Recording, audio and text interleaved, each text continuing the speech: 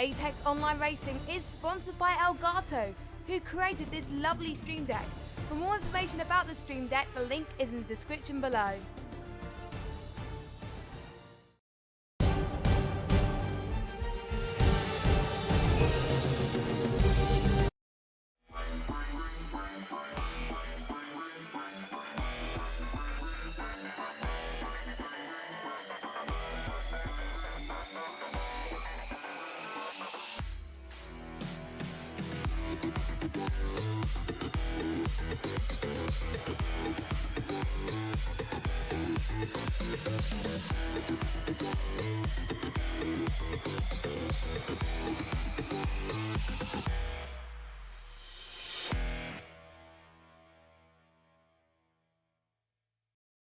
Apex Online Racing is sponsored by Elgato, who created this lovely Stream Deck. For more information about the Stream Deck, the link is in the description below.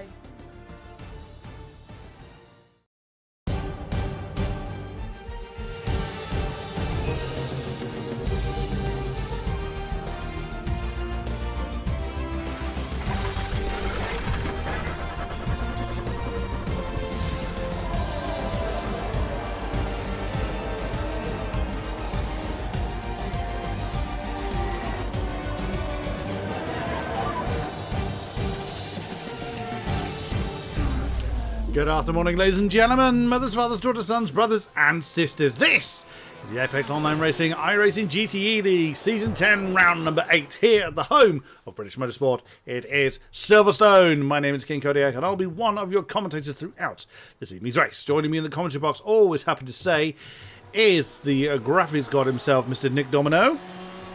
I'm glad to be here. And the one and only Mr. James Clay. Always nice to be here. Right, 41, I believe it is, drivers are joining us for this evening's festivities. Let's see who we have got representing the AM category tonight. We have a Ferrari on the field, no less. Now, Mr. Domino, did I hear, or did I read, that Mr. Campi's livery is referred to as the livery of shame? Well, there's this thing that, you know, the drivers, if they don't send in a skin, or if they have sent in a skin and then changed car and forget to send them in one. I have in the past had, you know, on the back of the car something that, you know, I forgot to send in the livery. I don't have now, but for next season there will be a mandatory skin if you forget to do what you need to do. Yeah. So then, for V3 Racing, it is the 380 Ferrari of Stefan Campi. We have the 375 BMW of the Hyperion Racing TBA entry of Jamie Smith. 318, the Hyperion Racing Blood Orange Porsche of Cohen Van Eyck. We have got the 307 Team Cruising Missiles BMW of Michael Pari. 366 is the V3 Racing BMW of Merlin Cooper. 328 is the Raptor Racing Team Red BMW of Daniele Mamano. 377 is the Team Cruising Missiles BMW of Raimo Cooley. 370 is the Raptor Racing Team Yellow BMW of Alessandro Pontecorvi, and 346 is the Raptor Racing Team Orange Porsche of Luca Lodato, who currently is, well, the AM times are beginning to roll in. Was Luca Lodato, is now Daniele Mamano, 158.554. Now this is the modern layout of Silverstone, and so why we are seeing Daniele Mamano coming through lots of Village, the Loop, and on down to Aintree. What are our thoughts on this circuit, Mr. Clay? Well, it's been a bit of a mixed bag because although it's been fun on occasions, it's been not so fun on others. However, I am very proud of one particular drive around the track. I would call it probably one of my greatest drives that I've managed to pull off in sim racing. It was a championship decider. Well, it turned out to be a championship decider. We didn't actually know at the time because the last race got cancelled. It was an 8-hour race around here, and I managed to put the car P2 on the grid, which is the furthest up the car had been all season. We'd never actually put it on pole, yet we were still in the championship fight. And I drove about 5.5 of the total 8 hours because of issues for my co-driver. You just didn't want to give the car back. Well, I started the race and ended the race, and he had a stint in the middle. But it was a case of we had unfortunate issues in his stint, and it was a case of I set myself a target of I'm going to get this position by the end of the race, and I remember sitting there saying that's my goal, and I took that position on the last lap of the race. Wow. And it turned out that move was the move that was needed to win the championship. So Absolutely, I have incredible. fond memories here, but at the same time I've had struggles. So I mean, it's fun in some cars, fun in not, but yeah. My one and only league racing win at AOR was here. It wasn't in the full version of Silverstone. It was in the national version, which basically cuts between the loop and Chapel, so it ignores half the race. And it was on Project Cars 1. Oops, that's a BMW going the wrong way. That's Merlin Cooper that's binned that one and stationary. What about you, Mr. Domino? What's your thoughts on Silverstone? Silverstone, I feel like the faster the car is, the more fun it is. You have really some men's corner around here, where you're just going, almost flat, and you just throw it in there and hope that you survive on the other side. If you think that this track sometimes is difficult, in the light, we did a half endurance race in Project Cars 2 with I was in an LMP1, as you should be. And trying to overtake GT cars through maggots and beckets while it's dark. Ooh, someone had the cojones. Yeah, that and you go on the outside. That's difficult. Clench. Yeah. Wow, exactly. that's impressive. I will say. Speaking of But Project I would Cars, say, yeah. it's just that I remember doing a Project Cars 2 race around here, and we loaded in, and it was fog in a single-seater car. Yes. So Good luck. going around here in fog in single-seaters was a new eye-opener to how Silverstone. That's one way to learn the track. It's heavy fog that's the problem in Cars 2, because you if you can see the apex, you've already missed your breaking point. Pretty much the same with iRacing's night sometimes. Yeah, very true. So top of the tree for the AMs is currently Jamie Smith at 157.966, the only sub 158 on the board. 2.5 tenths back is Luca Lodato, and then another 3 tenths back. Wow, that's a surprising stretch at the top of the AM tree, although Daniele has just improved in time but not position, remains in third with a 58 or 318. Romu Cooley is back in the pits. Michael Pari's sixth. Alessandro Pontecorvi has just jumped up to sixth with a 58.692. And Mr. Kamke, that was his best time on the board. He's still going, interestingly. Oh, wrong start. I don't know. He has just crossed the line. Surely he should be pulling over there now. Well, he's probably going to, because he's going to meet the back of the Pro-Ams that are on the track. But bless him, he's still trying to wrestle that Ferrari around. A 59.594 for him. Let's see who's in our Pro-Ams this evening. 271, the privateer BMW of Dan Alpol. 241, the Hyperion Blood Orange. Try that entirely again. Hyperion Racing Blood Orange Porsche of Marvin Sluman. 242, the Team Tepper Weerborg Ford of Rick Van Dorn. 297 is the Team LOR. What is that colour? My God, that's bright. I think it's I think it should be blue. Well, I think the correct term is cyan, but dear Lord, that's bright. And that's almost rivals the Team Tepper green. Yeah. Brightness, yeah. It was not that bright last week, was it? We haven't seen him race for the last week. Okay. So you see Rutula. No, we haven't seen him for a little while, have we? So I probably made that exact same noise when we last saw him. 214 is the Team Dingo BMW of Andres Lutis. 254 is the Team Tepper Weerborg BMW of Craig Danzig. 202 is the Raptor Racing Team Orange Ford of Michael Mariani. 262 is the Sim Racing Channel, the SRC Porsche of Roberti Edouard. 276 is the Team Tepper Turn BMW of Philip Schiff. Oops, that's not how you take that particular turn. A new entrant. 236, the how do you say that? Athine? Oh, Oh, that's wow. That's not the ideal way of getting back on the racing line, sir. Gerardo Duran, new entrant. I don't recognise the name. I think we have him racing once, maybe. He's introduced himself in a rather unique way to Yeah. one of the white Fords. Teamed as the 232 is the Team Tepper Masterplan BMW of Tom Hooper. 200 is the Team AOR Ford of Sarah Dove. 245 is the Raptor Racing Team Yellow BMW of Stephen Brumfield. 293 is probably the Ford that nearly got wiped out. It is indeed. It's the Hyperion Racing White Grinning Ford of Chris Yardley. 204 is the Hyperion Racing White Ford of Victor Matios. 234 is the Orange Mechanic Porsche of Thomas Santo. And 294 is the Privateer Ford of Alexis Boucher. What sort of lap times are we thinking of here, gentlemen? I would say for the Pro-Ams, we might be able to get to the low 57s as a push. The track temp is constantly going up at the moment. It was 34 when the practice started. It's now 39 degrees, and that means a little less mechanical grip for these cars. So the times even will go up as the temperature does on iRacing, and I think the fastest time in practice was a 57.1 by our Pro-Ams, maybe. So yes, it was indeed.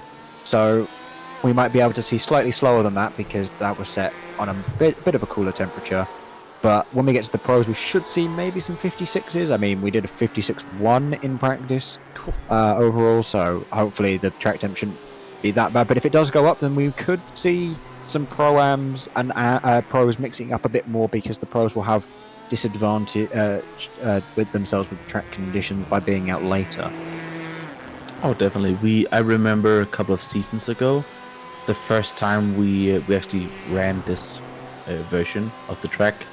While I was still racing, where we actually had Van Eyck posted a god lap time, and we were like, oh, that's actually quite good. And the temperature just rise like 2 or 3 degrees, in between the two classes. So he was actually P2 overall. Nice. And we were like, wow, that's wow. Yeah, and we had a few of those across GTE League, I seem to remember. I think there was one when we first went to Barcelona. I think we had a AM in 6th. I can't remember who it was, but I think there was an AM in 6th on the grid there. And it just happens when you get rapidly rising track temps. Because obviously being out early on the lower track temps will make you go faster. Yep, that makes sense. Rick Van Dorn currently top of the tree with a 57.962, 4 thousandths of a second ahead of Jamie Smith's time. He's, I was going to say screaming towards Stowe, but the Ford can't scream. It just grunts.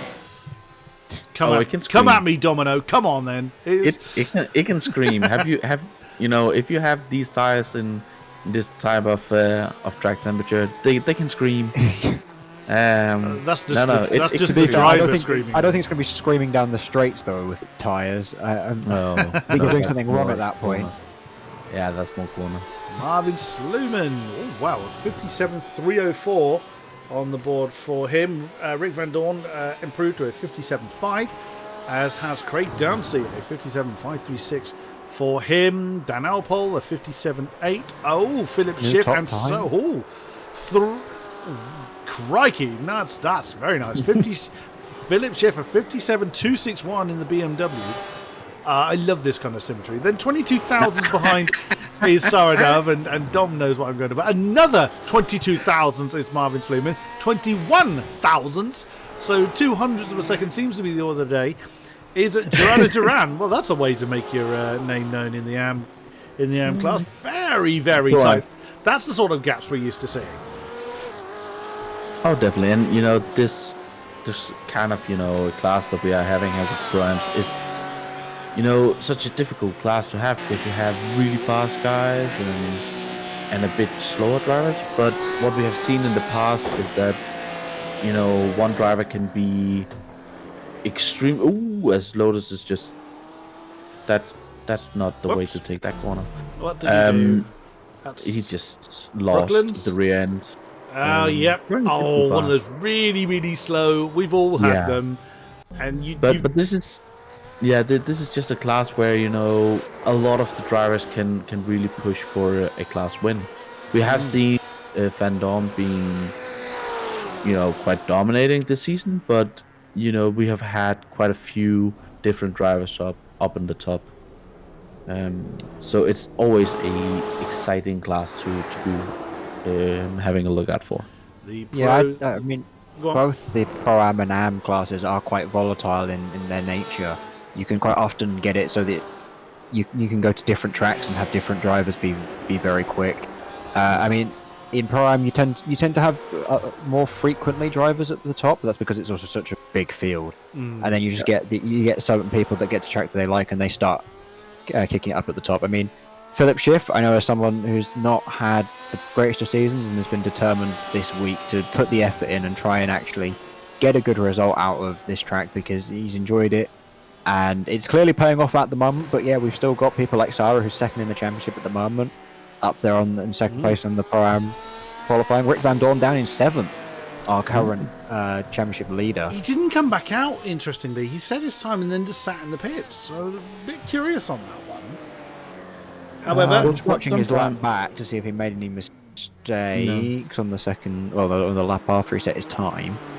he'd been sat in there quite a long time, which is a bit odd. I mean, you Sometimes when you go out, you just have the feeling of that that's right as there. good as it's going to get. Yeah. Yeah, that's as good as it's gonna get. And if you don't really fancy the setup on qualifying trim, because sometimes they are quite loose and quite a difficult thing to handle. You might be like, well, let me just get in and focus on the race, and I'm not gonna be up there anyway. But I think Rick will probably be storming through the field, and once we get to the race, he has been strong this season. I have no doubt on that at all. Let's see who's we've got in the pros then. 122 BMW for Phoenix Motorsports of Andre Martins. We haven't seen him for a little while, I don't think. Nope. Number 173 is the Venom Motorsports BMW of Michael Edens. 185 is the Tag Racing UK Ford of Andy Gorton. 103 is the Venom Motorsports BMW of John Halliwell. 188 is the Comrade Gaming BMW of Martin Neidlich. 121 is the Team Tepper BMW of Rainer Talvar. 168, did he stay at the top of the practice times? He certainly was when I last looked. I think so, yes. Yes, the 168 Team Tepper Ford of James Pinsker. 124 is the Comrade Gaming White BMW of Arjen van Putten. 111 is the Comrade Gaming Black Porsche of Alex Bennett. 152 is the Team Tepper Ranch BMW of Alfie Lawrenson. 119 the Comrade Gaming White BMW of Blair Mann. 127 is the Team Shazoo Ford of Reese Newland. 143 is the Radicals Online BMW of Connor Ryan. And finally 109 is the Comrade Gaming Black Porsche of Christoph Holstein. Does this track favour one of our cars over the other? Yes, but actually no. If that makes Kindly get off the fence. it's the case of the Porsche is arguably fast. Right. However, it has worse tyre wear than the Ford. Right. And tyre wear is a factor we might start talking about later because it is actually going to play effect. I've had drivers speaking about having 0% tyre wear after an hour of racing. And on iRacing, if you get 0% tyre left, that is essentially treated as a puncture, and you will get a black flag with an orange disc, otherwise known as a meatball flag to some. And it will mean you have to pit, otherwise you will get disqualified. Wow. And obviously, sometimes, it's a case of, do I pit for tyres? I might be a bit slow. This is a case of, do I pit for tyres in case I will be forced to later? Goodness me. First time's coming on the board. Top of the pros is Martin Neidlich with a 57.3. Actually puts him 6th overall. He's still got a few programs ahead of him. James Pinsker in the second in class spot in 8th place Oh no, beg your pardon, no, few more now coming in. Blair Mann, top of the tree with a 56.994 in the BMW. Reese Newland right behind him in that very fetching Shazoo Ford. Was it Reese that won last week at Sonoma? No, it was Michael Neumeier. Might have been. Was he being? That Shazoo Ford was up the top for a long time. Reese Newland was not racing last. No, it was his teammate. Yeah, it was his teammate. Okay. It was Neumeier who won. Oh, okay. Because I know I was thinking. I'm sure that Shazoo Ford was right at the top for a very long time. Oh, it did. Yeah, but it wasn't Reese. Okay. No. Oh, haven't completely lost me marbles yet. Must try harder. Yeah. Right. Who hasn't got a time with it? Oh, Connor Ryan. Oh dear, he's had a bit of a trouble as he's back in the pits. Now there are a few pit lane starts. I remember reading on the forum. I don't remember who they are. I can quickly look up who is serving a penalty. We'll double check that for you as we look at John Halliwell working his way through. Where's he go? He's just exited back at the Beckett's on the way down to Stowe. Where are we? Let's bring the penalties for this eve. Silverstone, where are you? There you are. Right, who is got outstanding? Paolo Martins isn't here. Unfortunately, this gives us the forum name, but I don't know who they translate into. No, yeah, exactly. I don't remember who's really. Well, Roberti, I'm assuming is Yeah, Roberti, I'm assuming is Roberti Edouard. He's got a drive-through penalty to serve. Paolo Martins isn't here. Gerardo Duran has got a pit lane stop penalty. I recognise the name Lazzaro, but I don't remember who it translates into. That's Alfie Lawrenson. Mr. Lawrenson has a pit lane stop penalty, and I genuinely don't know who Dobby translates into. That's Reinder Henstra. Reinder Henstra, who's not here. Thank you very much for the translations. Whilst we were doing that, Mr. Pinsker has jumped up to the top of the tree with 1.5 minutes remaining. He's got a 56.435. He did say we'd be nudging the bottom end of the 156s. Andy Galton 2, Blair Mann 3, Reese 4, and Martin Naby 5. Wow, all the pros, first to 11th, jumping up. The only pro that isn't in that, there's two of them that aren't in that top bracket. Andre Martins is one of them. The other is John Halliwell, who is back on track without a time on the board. He's going to be cutting that a little bit fine. Can't be disrespecting Connor Ryan like that. He's also not in that top category because he hasn't set a lap time. He's not on track though, so he is currently not on track. That is true. But Connor competed in a 24-hour race this weekend, which was at Daytona, which, funnily enough, is not Silverstone. So I don't know how much practice, if any, he's really got in. So it might not be the brightest of races from him. So he's curled up in the front of the car with a pillow, basically. I don't know what he does. Maybe that's instead his option. I genuinely don't know, and I'm virtually looking at you here, Domino. I don't know how you nutters do those kind of length endurance races. I genuinely don't know how you do it. They are. It's such an amazing thing to do, and you just sit down, and just when I will say it's a bit.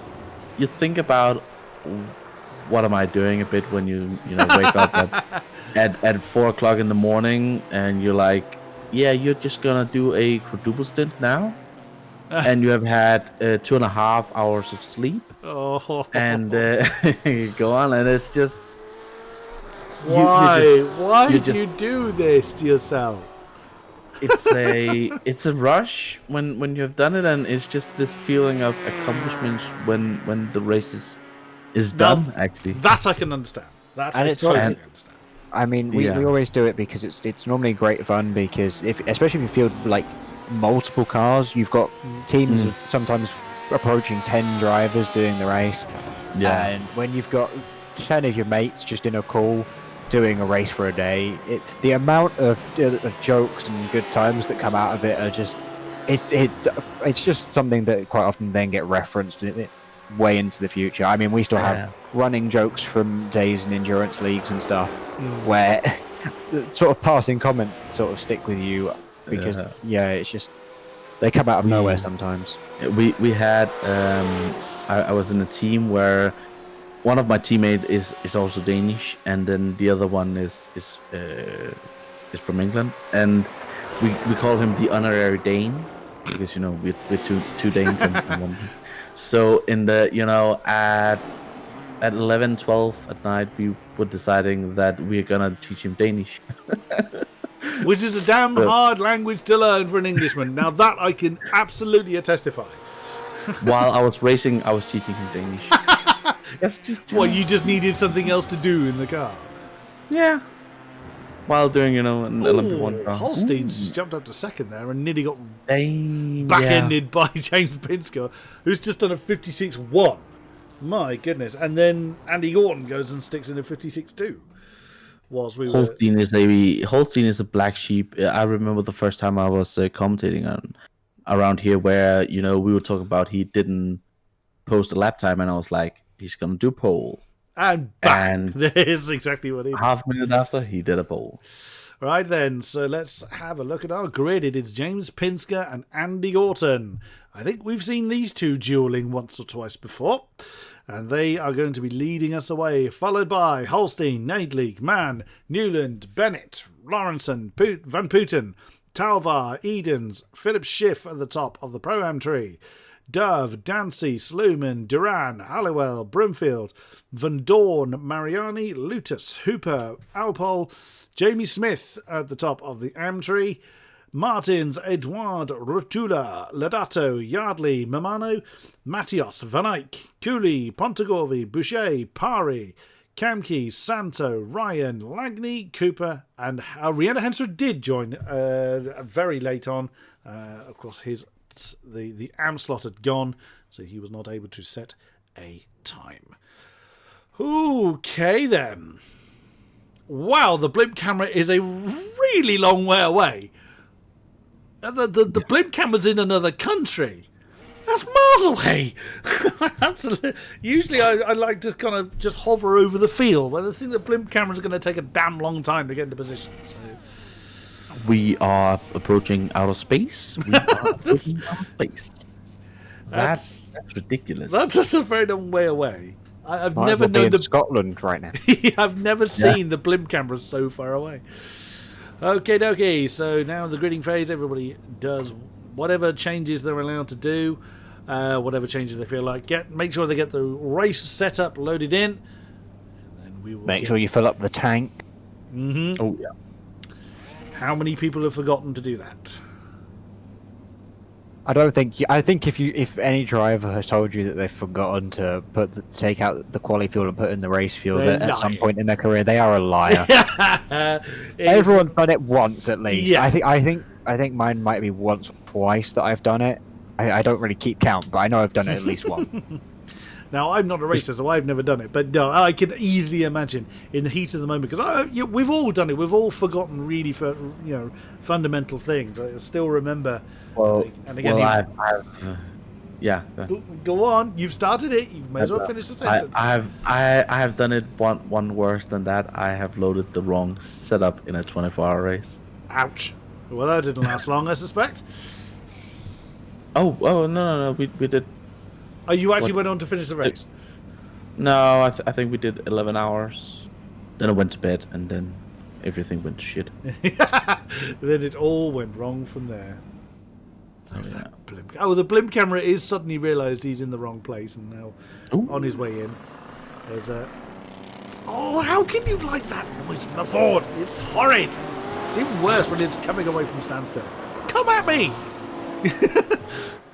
No, I'm just waiting for iRacing to realize that they've done a mistake and just adding the Aston Martin. The Aston, I'm afraid, has been confirmed as not coming. They said there is no Aston and there is no GTE or GT3 coming soon, unfortunately. Those rumours have all been squashed. Yeah, for now. For now. We're going. Here we go then. We are racing here at Silverstone. So Mr. Pinsker has floored it. And away we go for 1 hour, 20 minutes of this amazing circuit. Who is going to make it through the first few turns? Who's going to get through Abbey without being shoved into the wall? Looks like everybody has made it through so far, but my goodness me, does Mr. Gorton not want to let go of the back of that bright green Ford ahead of him. I'm just going to go on the Tepper BMWs in 8th and 10th, scrapping it out, going through the Oh, loop yeah, they and are. Aintree. They've been... Whoa, trouble further back. We've got a spinner. It's Dancy. It's Craig. I can't get his name because he keeps falling to the field. Oh, Craig Dancy. He's somehow... Everyone's managed to avoid him. Absolutely brilliant. He did the right thing there and just... Stayed still. Gorton! Andy Gorton! He's been shoved into the pit lane. Now he's going to be able to bounce across the grass, but very, very delicately. That's going to put him all the way down. Well, into the old pit lane, I should say. Oh, now let's just look at that again. So we get on to... Let's go on the chopper cap. And there, I think I was a little bit netcode assisted because James didn't show any sign of impact whatsoever on his tail. Andy Gorton literally just bounced off of him. But it did... What do you think of that one, gentlemen? I think it was a bit netcode assisted. No, just the way that he's hitting it, the car, that can easily be done, and it's just the slightest of taps where, you know, it just unbalanced Andy Gordon's car, and then it spins. Lawrence and Talvar swap round. Those are the two BMWs that were side by side for far too long in the first opening lap. It does look like Craig Dancy now down to the tail of the field as we saw. But it does look like everyone is still running, except for Alexis Boucher. We have lost Alexis Boucher in the opening part. Van Nigel's off the track. Oh dear, I spoke too soon. And there he is. Let's see what happened to... Oh dear, he's just overcooked Stowe. Oh yeah, that's never going to slow down in a month of Sundays, yep. Oh, Lodato is... Wait, where are you going, Lodato? What's happened to Luca Lodato? Come here! I'm trying to get his name. What's he done here? So he's just going through Vale. Oops, that's more power than adhesion there, and that's put him down to 38th position. But no one has binned it. No one is sporting any reshaped body panels. All the rear wings seem to be the correct shape. Just people struggling with cold tyres, I would presume. Obviously, we had the very scary moment of having the BMW parked across the racing line, but yeah, somehow we all managed to get through safely. I mean, what's sufficiently away from the corner and, you know, down at the loop. Well, Aintree, you haven't hit it at full racing speed, so they've got time to recover. Plus, it wasn't right on the people probably going too wide. They probably have to split him in certain circumstances. But yeah, 24th as a result of that moment. What's going on with Sarah Dove side by side with Stephen Brumfield? The Raptor BMW is going to have to make up his mind. Who's going to commit to that? Ooh, side by side into Maggins and Beckett's very nicely done, but Sarah wins out over that one to reclaim. Well, no, she's down to third in the Pro-Ams now. Gerardo Duran up to 12th in second. Oh, she's getting challenged here again. Brumfield is coming back at her. Oh yeah, he is. But that is some. Oh, don't touch! Oh, that was close. Well driven. So close. Very well driven. Wow, he's determined, isn't he? We watch on board with John Halliwell. Oh, hi! Right next to John Halliwell is John Halliwell's just done an absolute dive of champions going into club. Nicely done, and actually surprised Stephen Brumfield a little bit, I think, to get that position. Up front, James Pinsker's got himself about 3/4 of a second gap between himself and Christoph Holstein. Our Pro-Am points leader, Rick Van Dorn, dropped 8 positions on that last lap because he got shoved a bit wide in turn 1. It's hard to call what happened, but it just going side by side through 1 is a bit suicide. But yeah, Rick was on the outside and therefore got punted wide from the move, and now he's down in 25th. So he's going to have to put some work in to try and defend his points lead. I think it is still quite big after Sonoma, but he was looking to try and wrap up as soon as possible, I would have presumed, and this is not going to help him. I was just looking at Andy Gordon fighting his way up. He's needing to use all the elbows that he can find, as he just had a bit of contact with. Jamie Smith. Jamie Smith did give it a long moment. And Victor Matios is in trouble as well. Oh, that's just Jamie going a bit too wide, but Victor Matios is stationary. Whoa, yep, there's not a lot of grip on those rear tyres coming into... What was that? Brooklands, I think. Victor already had damage as well. The rear end of his car was a little bit bent going into Brooklands, so don't think that had really any impact on it, but he's definitely been in the wall. Oh, my dogs are joining in. There, we're not proud of Victor's spin there. No, that's probably. Oh, that's another problem. As Andre Martins is in trouble. What's he done? Oh, he's just decided to go and park. He's out, and he has left the session. So, Yep, completely done. a technical problem there for Andre Martins. That's a shame.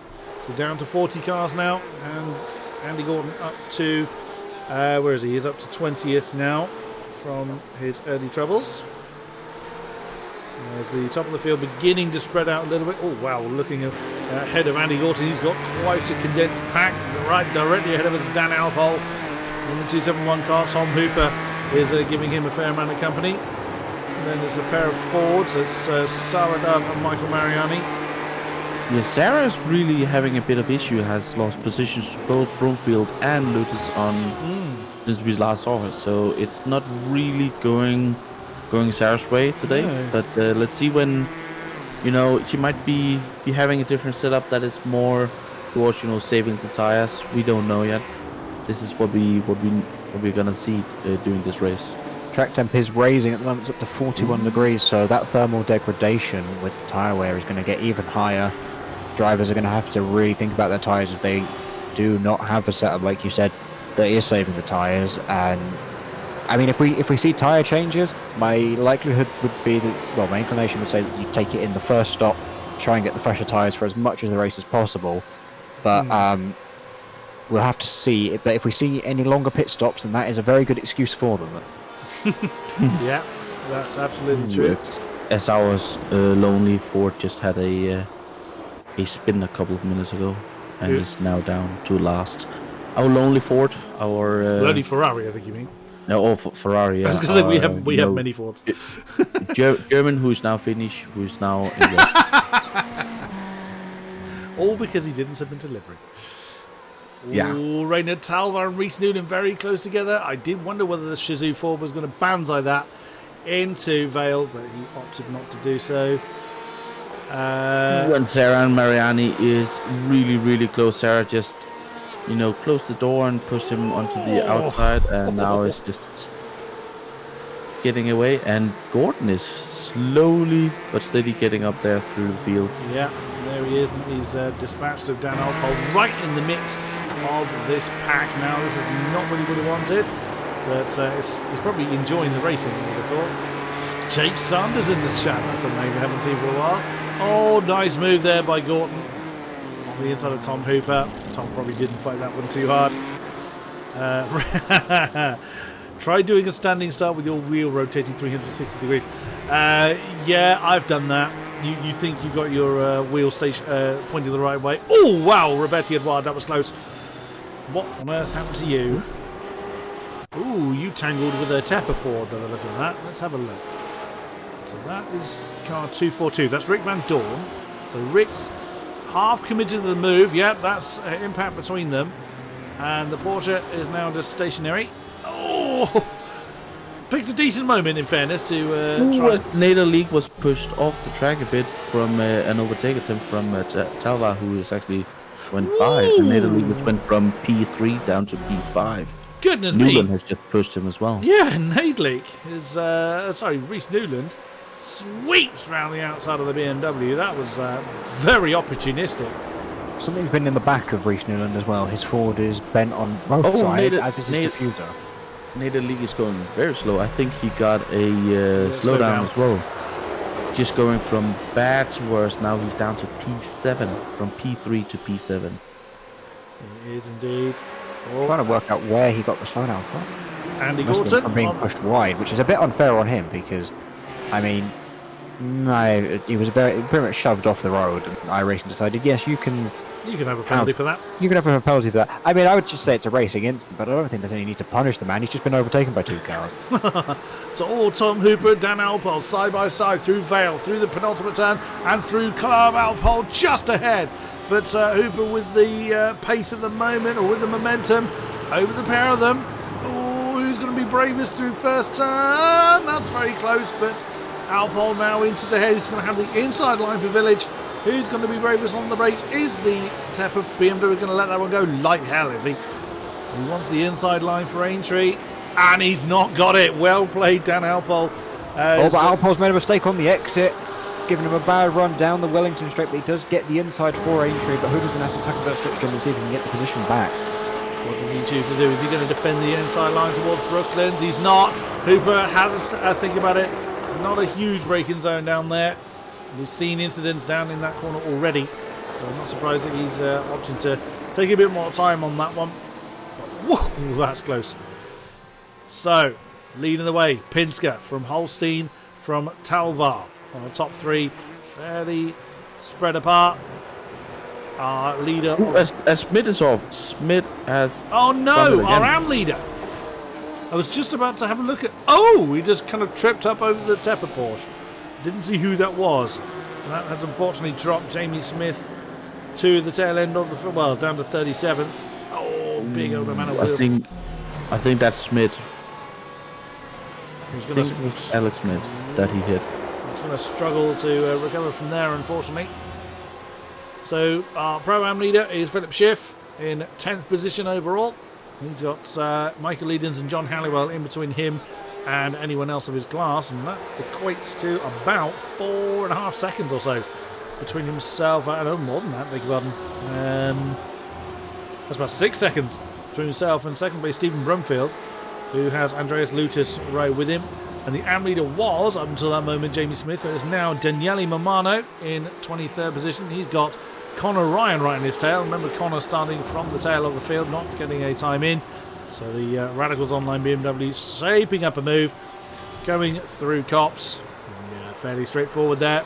Daniele wisely didn't contest that one. Raimo Kudi right with him. There he is. Oh, beg your pardon, that's the beginning end of the lap. I always get the two start lines confused. Alessandro Bondacorvi rounds out the AM podium. Ooh, Sarah has just spun down the Wellington straight. Damn, that look. Oh, she's just taking too much of the curb. See, she had also into turn 3 a huge log up.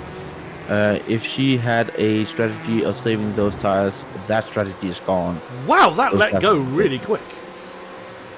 And then very wisely got out of the way.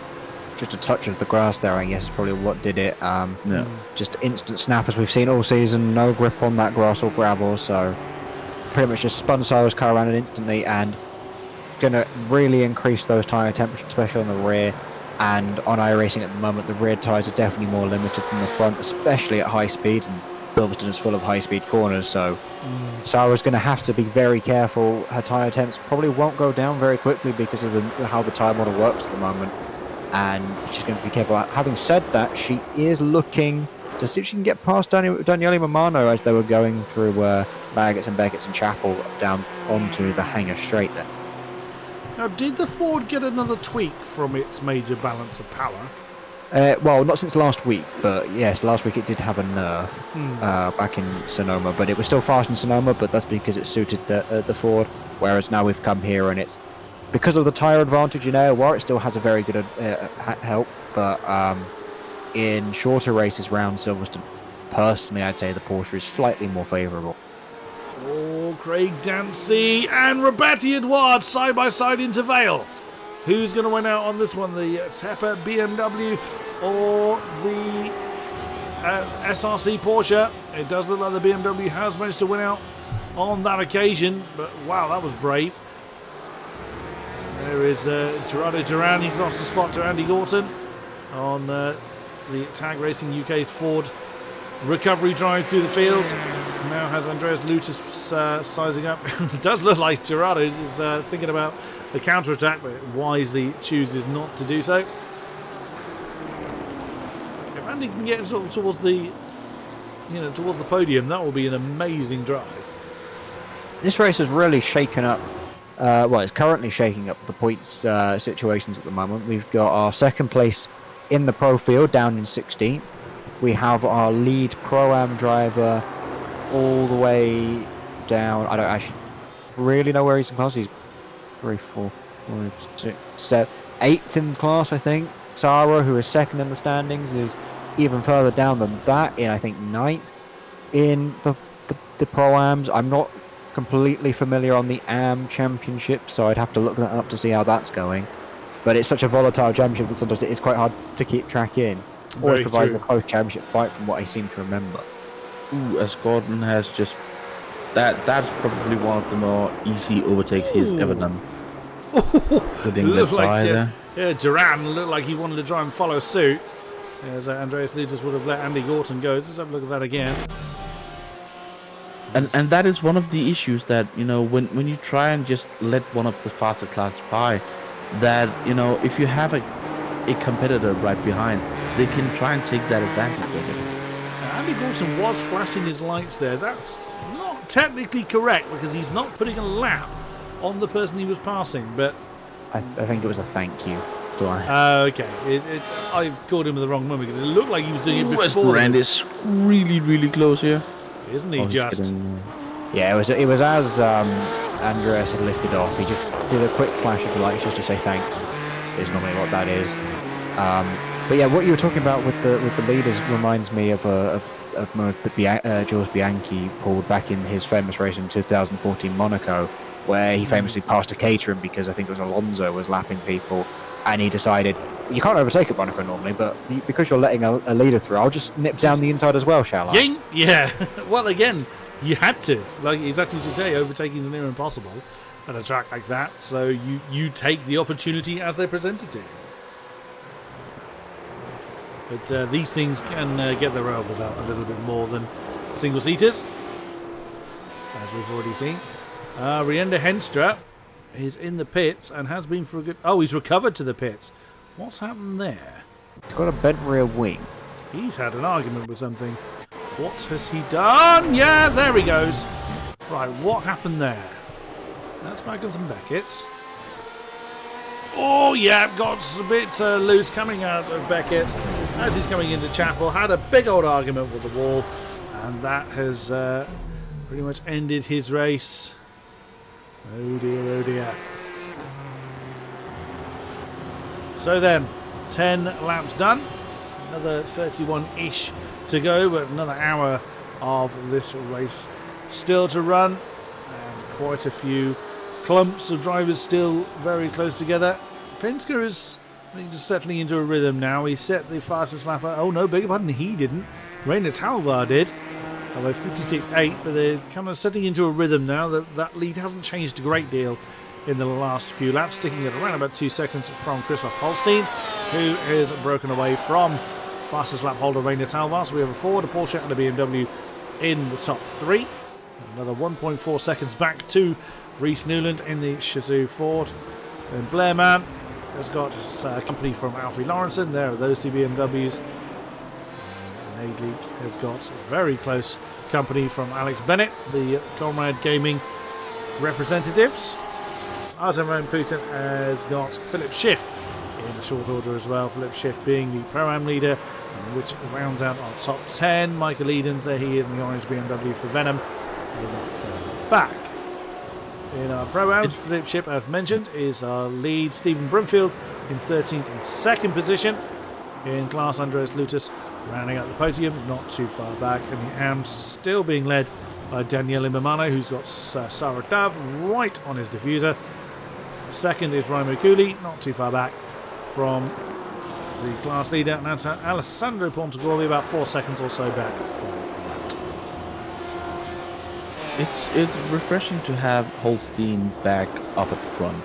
Definitely. You know, fighting with the guys. He has had a season with a lot of ups and downs. He started well, and then has just had the most horrific luck and races. You know, I remember, was it Road America? What was it? Watkins Glen, where he hit a car in the pits. You know, and it's just been Glen. That. Yeah, it was a stationary car, wasn't it? Yeah, and at Barcelona, where he got taken out from a really good position by Backmarker. You know, and that has just been kind of the story of Holstein's season. So it's good to see him back up there. You know, a champ through and through. Stephen Broomfield a little deep coming into the village turn. He lost a little bit of time off the back of Andy Gorton. That's who's not in the same class as Andy. Still trying to do what he can. Oh, Sarah Dove has worked her way past Daniele Mamano, so that puts her into 23rd place. Her recovery drive through the field. 4, 5, 6, 7, 8, 9. That's 10th in class for Sarah, which is a bit strange, really, because we've seen some, certainly since I won't say because purely of the balance of power, but certainly since the balance of power, the last couple of races have been really strong for Sarah. Yeah, it's what I was alluding to earlier. We've got our first and second in Pro-Am in 9th or 10th. I mean, they've had a bit of an unfortunate race in terms of instance, because Sarah, I think, qualified second in the Pro-Am. She did, yeah. Rick, I think, qualified a little bit lower down. But they've both been involved in just things going on. Obviously, Sarah spun, Rick got pushed off wide and has had, I think, a few more instances since then. And that's just shaking things up. However, third in Pro-Ams, I believe, is Tom Hooper, and he's 8th in the Pro-Am class at the moment. So in terms of actually what it's doing to the championship is not much, because no one seems to be capitalising on the opportunity presented to them by the other drivers making mistakes. Ooh, and I was just looking at Sarah, and that card, it doesn't really look stable through Maggots and Beckett's. It looked like that is on edge. She was also talking about, that this wasn't really, a track that was, it's not Road Atlanta for her. In a way, she's really, really good, but it's a mixed bag of she's had some bad luck this season. That she has, but she perseveres nonetheless. We're looking at Connor Ryan on the back of Rick Van Dorn. Again, as a reminder, Connor started in the back couple of rows. With Mariani is definitely looking to take that last podium position in the Pro-Am class from Duran here down the straight. Let's see. Nah, I don't think he's. Oh, you were just about to say he wasn't going to go for the move, then, weren't you? Yeah, I was like, he's not. You can't do that. You're not close enough. And of course, trouble for Nick. Trouble for Dan Alpole. Wow, that car just suddenly let go on him. What happened here? That's Tom Hooper that's already behind him, and there he goes, braking on the grass. The grass is slippery enough as it is. Well controlled, sir. And that's put him down into 22nd position. 1, 2, 3, 4, 5, 6, 7, 8th in class now. And Sarah Dove, a couple of seconds behind him.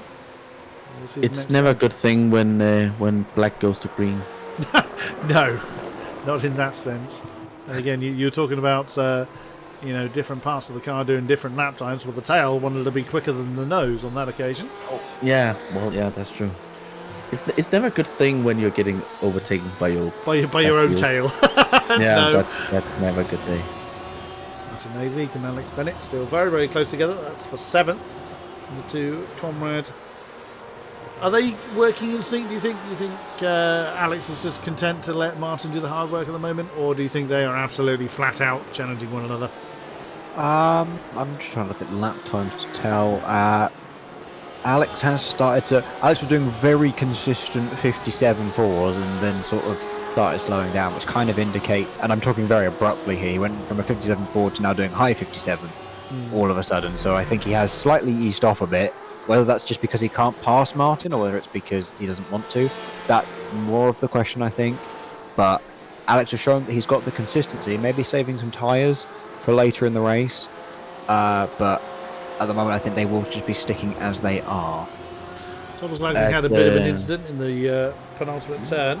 We went rather, shall we say, exploring the outer limits of the track there. As we also have the battle between Duran and Mariani is heating up. Duran just hit one of the outside curbs early on and has taken a bit of damage. Oh, which yeah. is never a thing that you really want. No, certainly not. He's continuing to work his way through. Oh, that's through cops. Screaming on down towards Maggins and Beckett's with that glaring Ford in his rearview mirror. Maybe and Bennett still very close together. Oh, Nicolas is in a decent scrap at the moment. Roberti Eduardo and Alessandro Portacorvi are not too far apart, but they're in separate classes. Merlin Cooper and Jamie Smith for 35th overall. That's some way down in the AMs. Let's have a look. Daniele Mamano up to 24th position as the leader of the AM class. So 1, 2, 3, 4, 5, 6. That's a battle for 7th in the AM class. Well, Rihanna Henstra, after that incident, is actually back on track, amazingly. Well, With 13 incident points on the board, he's going to have to be very careful. Well, I mean, I'm going to be honest, I don't think a penalty or anything will really affect his race too much No. right now. So it's kind of just a case of drive around. He hasn't attended many of the recent races, as have a lot of drivers, but yeah, maybe just trying to get back in the swing of things and get used to the Porsche again if he's not been driving that outside of AOR. So yeah, still just miles away. Sorry, yeah, try and keep going and just get some laps under your belt. Fair enough. Jussi Rutila still has Rick Van Dorn and Connor Ryan in short order. Connor still working his way through the traffic, trying to get towards the pro contingent. Oh wow! I think Connor thought that Rick Van Dorn was going to leave the door open a little bit, coming through Luffield, but he did sort of power towards the back end of the Ford there. It looked like it from that particular shot. Andy Gordon's up to 13th position and continuing his recovery drive as well. Yeah, I've just checked the AM standings that I wasn't too familiar with earlier. Turns out our top 3 in the AM category in the race are our top 3 in the AM championship in the same order that they are in the championship. So, not really much is being developed there other than the gaps are getting slightly bigger. Was Mariani's looking on Duranigan. They have been really, really close, and I think Mariani has tried to make an overtake attempt in every single corner these last couple of 2 laps. So it's just this battle is heating up. He's having issues really getting past. He's, Wow. Duran is having great defense. Ooh, that's not the way that you want to do it. Problem for Mariani is that he's getting onto the outside every single time. So you can't really, outbrake him into a corner and get in that position. But I think he's, a bit faster here than Duran. Sometimes you have to argue, is really defending like Duran is doing right now a wise idea? They're now 5 seconds away from Lutus in front, and all the time that he's defending the inside and not just letting Mariani pull him along, they're losing more and more time. Mariani's in the 59s at the moment, mid 59. That's gone horribly wrong for both of them. Let's just take to the air for that one. So that started with Duran going a bit wide, then the Ford panicking slightly and wandering off, going exploring on the outside. Then he rejoins. The battle's still going on. Still going. At the inside of Luffield. And Duran, I think, is going to have to actually finally give that one up, but he'll still get back in the slipstream, and he's looking very racy. Personally, I would say that there is no point. You're now 7 seconds behind their car in front. Why do you need to take that 16th position so desperately? He's still got 50 minutes of racing, and but he still makes the move stick. But now there's a switch back from Mariani. And Mariani's coming back. Yes, Tom Hooper's got a great ringside seat for this particular battle. Of course, Jussi Rutila and the 2 cars following him are right there. He's still not letting it go, coming into Magnussen Beckett. That's determination from Duran, but it's not particularly wise. Oh, the Ford's taken too much curb. Here comes Hooper. Can he do anything about it? Now he's going to draw alongside the Ford. That's given Gerardo a little bit of breathing space there. Let's get to the external cameras. Look at this pack now. That's that conga line's gotten distinctly longer. The BMW couldn't turn in as Michael Mariani was there. Oh, using Rutila nearly drawing alongside Tom Hooper. Now Gerardo's got himself a little bit of breathing space. I was on board with Rutila as he came in the pits. So now the first of the pit stops are starting, but goodness me, these 3 are really determined to... Did Jussi Rutila just have a problem there? He has bought. But I don't know. I think we're getting to the pit stop phases. Yeah, I thought he stopped. I thought he stopped in the pit lane entrance. No, the pit lane entrance is shorter than the track itself. Yeah, it's a very slow pit lane as well. Each other. That is I think it's true. only about 50 kilometers an hour. So it's very slow, so it basically looks like you're stopped when you watch it. Andreas Lutus has had a moment there trying to chase Stephen Brumfield. That's for second in the Pro-Ams as the Dingo BMW gets a little bit squiggly behind the Raptor Yellow. But that's cost Gerardo Duran 6 seconds now, 6.5 seconds from the back of Lutus. Oh no, that's Mariani. He's trying to keep his Ford under control. Now around the outside of left field. Tom Hooper, can he get the power down when he needs to? No, that's a slide from the BMW. Here comes Tom Hooper and Van Dorn. Oh no, there's Gerardo. Oh, he's out. He's gone. He's had a technical trouble of some description. Yeah, he just pulls over. After all that, and he's... Oh, that's unbelievable. Just trying to figure out. Did he go for the wrong... I wonder if he went for the wrong pit and just out of embarrassment then teleported back to the right one. He's still in the session, amazingly, but... Oh, that's a shame for that whole battle to have ended like that. But I am very confused. I must be honest, I don't really know what's happened. But now Michael Mariani's got a whole lot of company he just doesn't want. Tom Hooper, Rick Van Dorn, Conor Ryan and Dan Alpole very, very close together as more people enter the pits. John Halliwell, Michael Edens, Arjen van Putten, Martin Nadelig, Andreas Lutus, Stephen Brumfield, all coming in. There's a few more. Van Dorn, yeah, is swept into the pits. He's Alpole Dan as Alpole. well. I think somebody else went in there as well. I think the 3 possibly went in. Oh, yep, there we go. Mamano and Dancy have gone in as well. Lots and lots of people swinging into the pits. As the battle for P2 overall is heating up, Talva is getting closer and closer to Holstein, who might be actually struggling a bit with tires. With these and Talva is slowly but steadily just creeping up to him. Talva is one who all season has been struggling with tyres though, so it's quite amazing that he's keeping them in his life. I think he finished with 0% in Road America, which, yeah, or at least close to it from what I've heard. So he's had very quick setups, but he's not had very tyre efficient setups. Whereas Holstein, well, he might have a less tyre efficient setup for Silverstone, who knows, but yeah, it's just quite weird to see Reynat still challenging half an hour in, and I was expecting his tyres to have dropped off. He's also very frequently been the fastest car on track. He's closed down Pinsker by about 3/10 recently, but I think if he can get past Holstein, he might be able to mount a challenge to our leader, who is in the pit. They're both pitting. Top 3 have all come in, as is Newland, as is Blair Mann. Almost hitting. Talva almost hit Holstein going into the pits. That was close. Talva wants break! Wow, riding on board with Talva, you could just kind of feel the panic. They're side by side in the pits. They are as well. Oh my goodness! I think someone just teleported back to the pits. I'm sure. How is he overtaking him?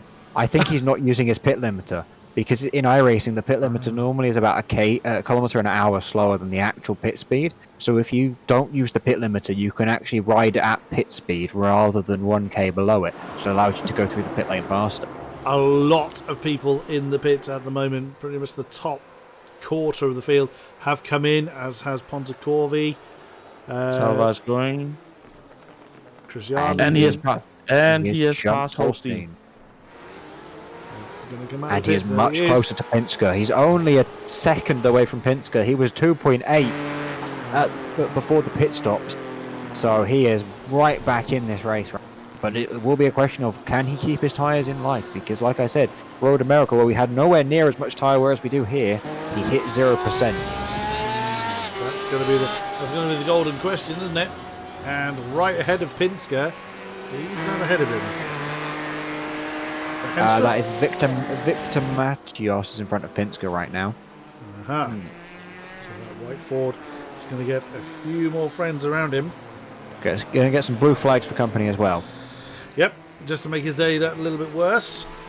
But at least Pinsker has got some breathing space between himself and Reina Talva at the moment. That can very easily change there in the background. Denti and Mariani is going side by side onto to the back straight. Ooh, with Conor Ryan right in that mixture as well. And Conor still trying to his way through the Pro-Ams, banzais it on the inside of Brooklands, does get the BMW slowed down. Mariani saw him coming and has really wandered off the road. Mariani lost a lot of time in the pit stops. He was, of course, fighting Tom Hooper beforehand, and is now many positions below that. I can't even see Hooper on. Yeah, so he dropped a lot of time in the pit lane. But I think he's lost some time, either before or after, because the pit time is not really... Yeah, I was going to say that. The pit time is the same as everybody else. The only one that I can see that's different is actually Craig Dancy, but to his benefit, he was actually 5 seconds quicker in the pit lane than pretty much everybody else. Mariani seemed to release his pit limiter much later than Hooper. He was right on Hooper's rear, actually, as they came out of the pit. And then he just released his limiter very late, which has allowed a lot of people who didn't pit on the same lap to overtake him with their greater speed. That's interesting. Stephen Brunfield was in the pits for 30 seconds longer. That's a tyre change, usually, isn't it? Pretty much. That's basically a tyre change. Yeah. So if you start setting very quick lap times, we know why. Yes, so keep an eye on Mr. Brunfield. Conor Ryan, I think, has had trouble. He's disappeared. I think he might just be having. Yeah, he's having connection problems. He's not having a driving problem. He's having a lag issue there, which makes our life. West Creek Nancy and Rutala is getting quite familiar here. Oh yeah, they are. Oh yeah, they are. On the outside, coming down towards Village. Craig Dancy can't make that one stick. Connor sort that one out. He's stationary. Connor has had trouble somewhere, and he's grounded. Well, when we do see him, I think he's pulled over to the side to try and fix his trouble so that he can get people playing causing the incident. Let's catch up with who were we just looking at? Rutala, where are you? There you are.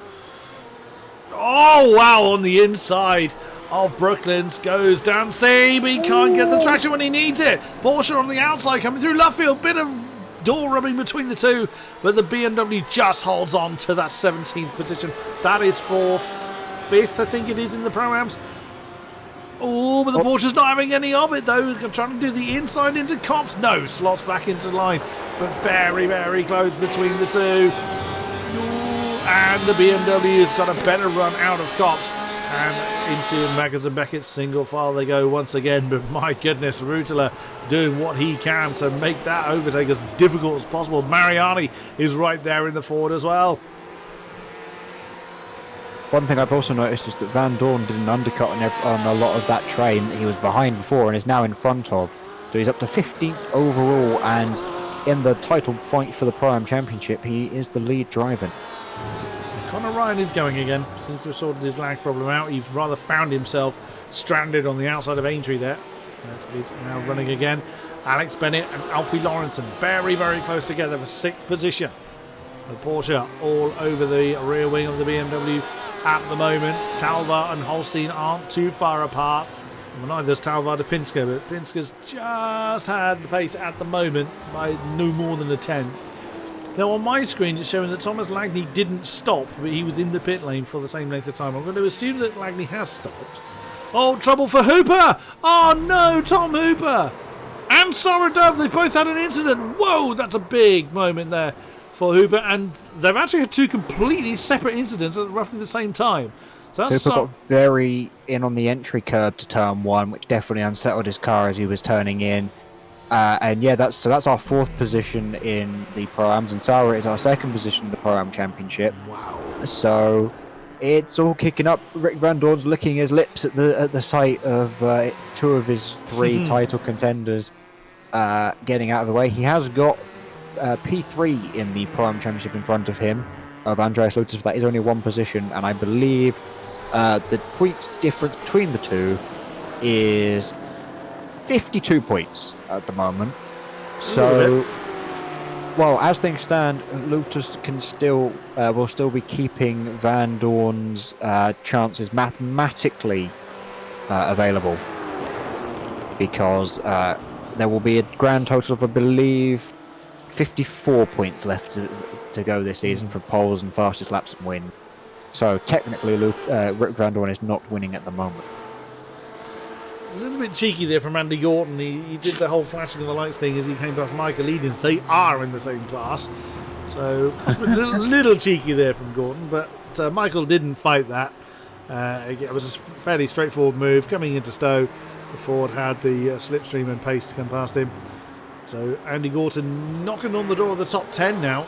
Oh. He is. I think he's in the top 10 of the pros because Philip Schiff is in front of him, who is of Very course good a pro point. am. So Andy is now scoring a point. Ooh. But two guys who are battling is Alex Bennett and Alpha Lawrence, who's been quite close. Oh, as Bennett is trying, he's diving for it.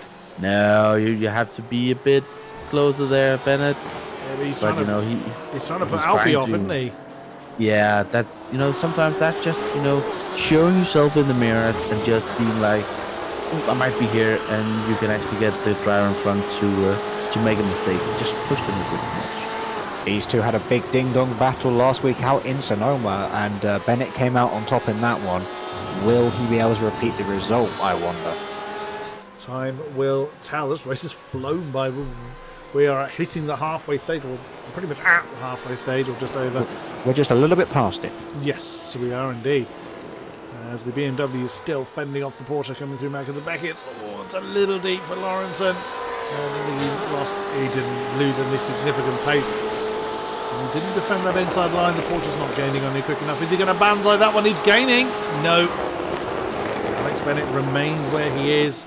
Chose not to banzai that one on the inside of Stowe. It's a much better exit though. Almost runs into the back of Lawrenson. He's Lawrenson going for doesn't Vale. defend. He's going for Vale. Can he get it slowed down? He can. Ooh, That's very... Lawrenson still, although he didn't defend, definitely kept his nose in there. Yeah, he's going to have the inside for the club. Oh, well driven from Alex Bennett. He stayed nailed to that line. And Alfie did what he could. He had a bit of a wiggle coming out of that penultimate turn. And that was all it took for Bennett to claim that position. Well played. 5 seconds between himself and Player Man. That's going to be a more difficult job to close down. What he needs is Arjen van Putten to get involved. He needs another comrade involved to try and get Alfie Lawrenson back off his case. What's going on with Michael Mariani? Oh, the same manoeuvre again. Side by side coming through club. This time the Porsche on the inside is the victor of that one. Jussi Rutila up into 17th position, but Mariani's not letting go of this one. Side by side through Abbey, and the Ford has had to let that one go. That didn't go his way whatsoever.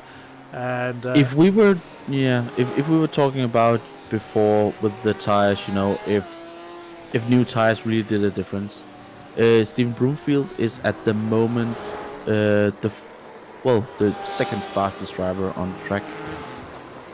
He was a thousandth of a second quicker than James Pinsker last lap. Yeah. Okay, he's nearly a minute behind Pinsker, but again, you don't expect the pro-ams to be challenging the top of the field. But the pro-ams that are in front of him, he's really, really catching them at the moment. Yes, he is. So he was a full second. No, not quite. He was a second and a half quicker than Thomas Lagney. There he is in the Tepper Porsche. Wow, he's really eating into that. Daniele Mamano, the AM leader, he's going to be in the midst of a very hot battle. There's Tom Hooper, who's essentially just dragging the Raptor BMW along with him. 5 seconds separates himself and Michael Mariani. But yeah, Broomfield is really making use of those new tyres. Real question. Where, when we come to the end of the race, where would he have been? Because he's currently lapping probably, I'd say, around half a second, maybe a little bit more faster than what he'd be doing right now, which isn't really enough to warrant the 30-second tyre change. However, when you get down to those very worn tyres at the end of the race and he has an advantage there, it'll be interesting to see whether that's when he's actually pulled off the correct call here. Yeah, that's when time is really going to tell who got it right. As Alex Bennett is going to be under pressure from Lawrenson again. What's going on? Oh, what's going on with Roberti Edouard?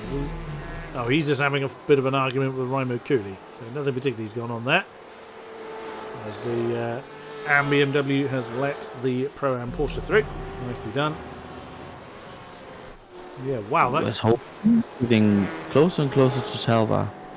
But just to, elaborate on what you were talking about before, if, the drivers that he's catching at the moment are changing tires, is he then on old tires when they are all on new tires? That's also a thing that can really be.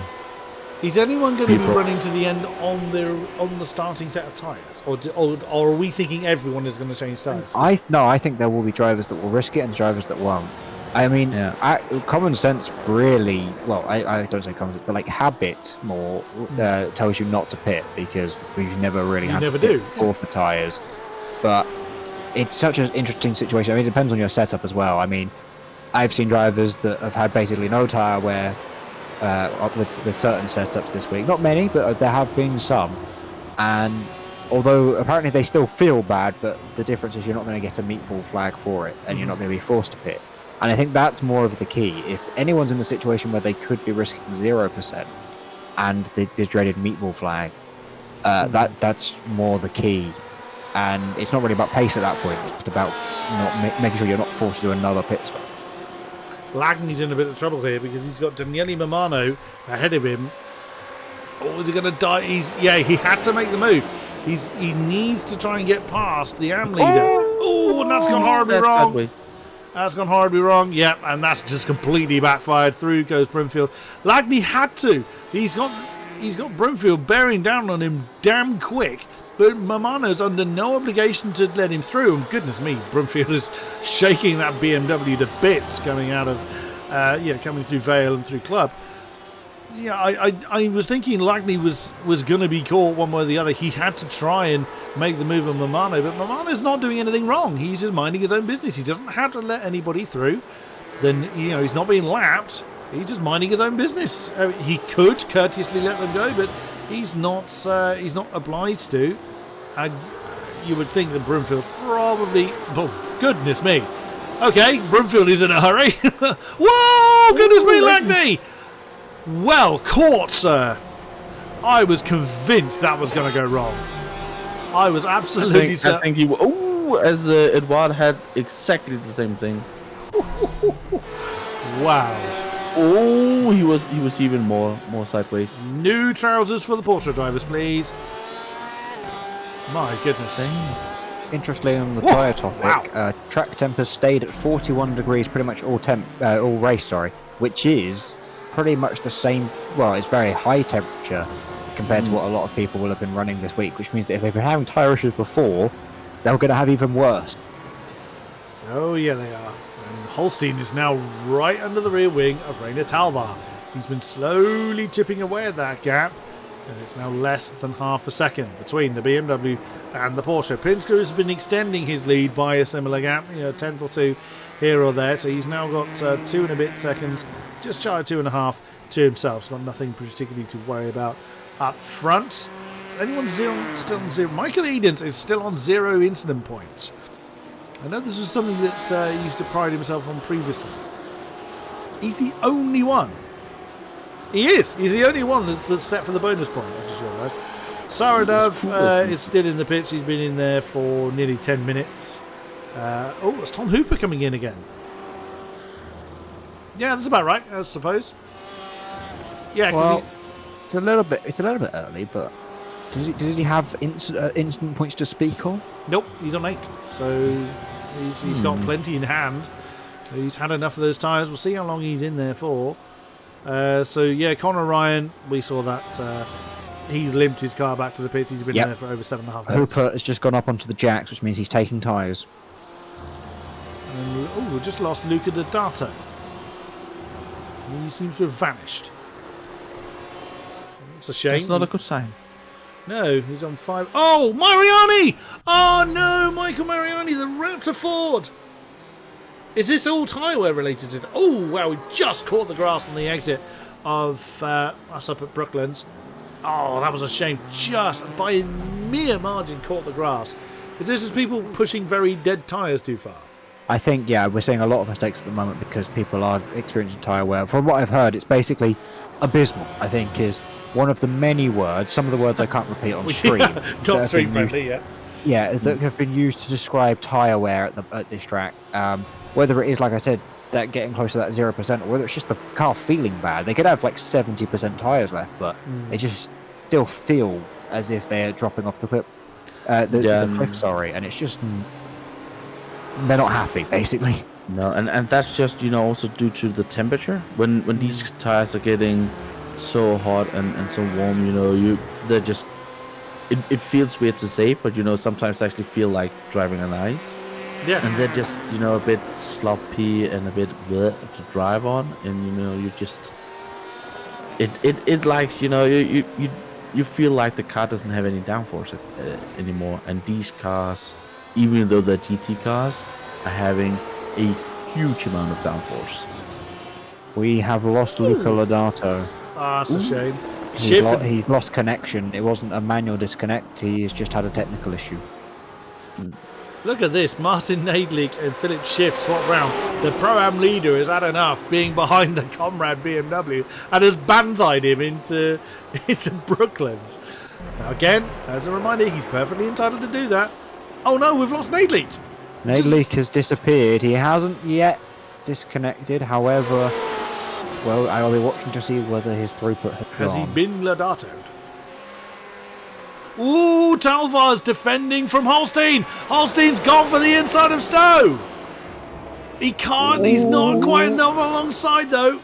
He's got a better exit though, but Talvar's got a better drive. Oh, that's so close between the two, but no, it does look that the BMW, by a very tight margin, has fended off the Porsche. Wow, that was close.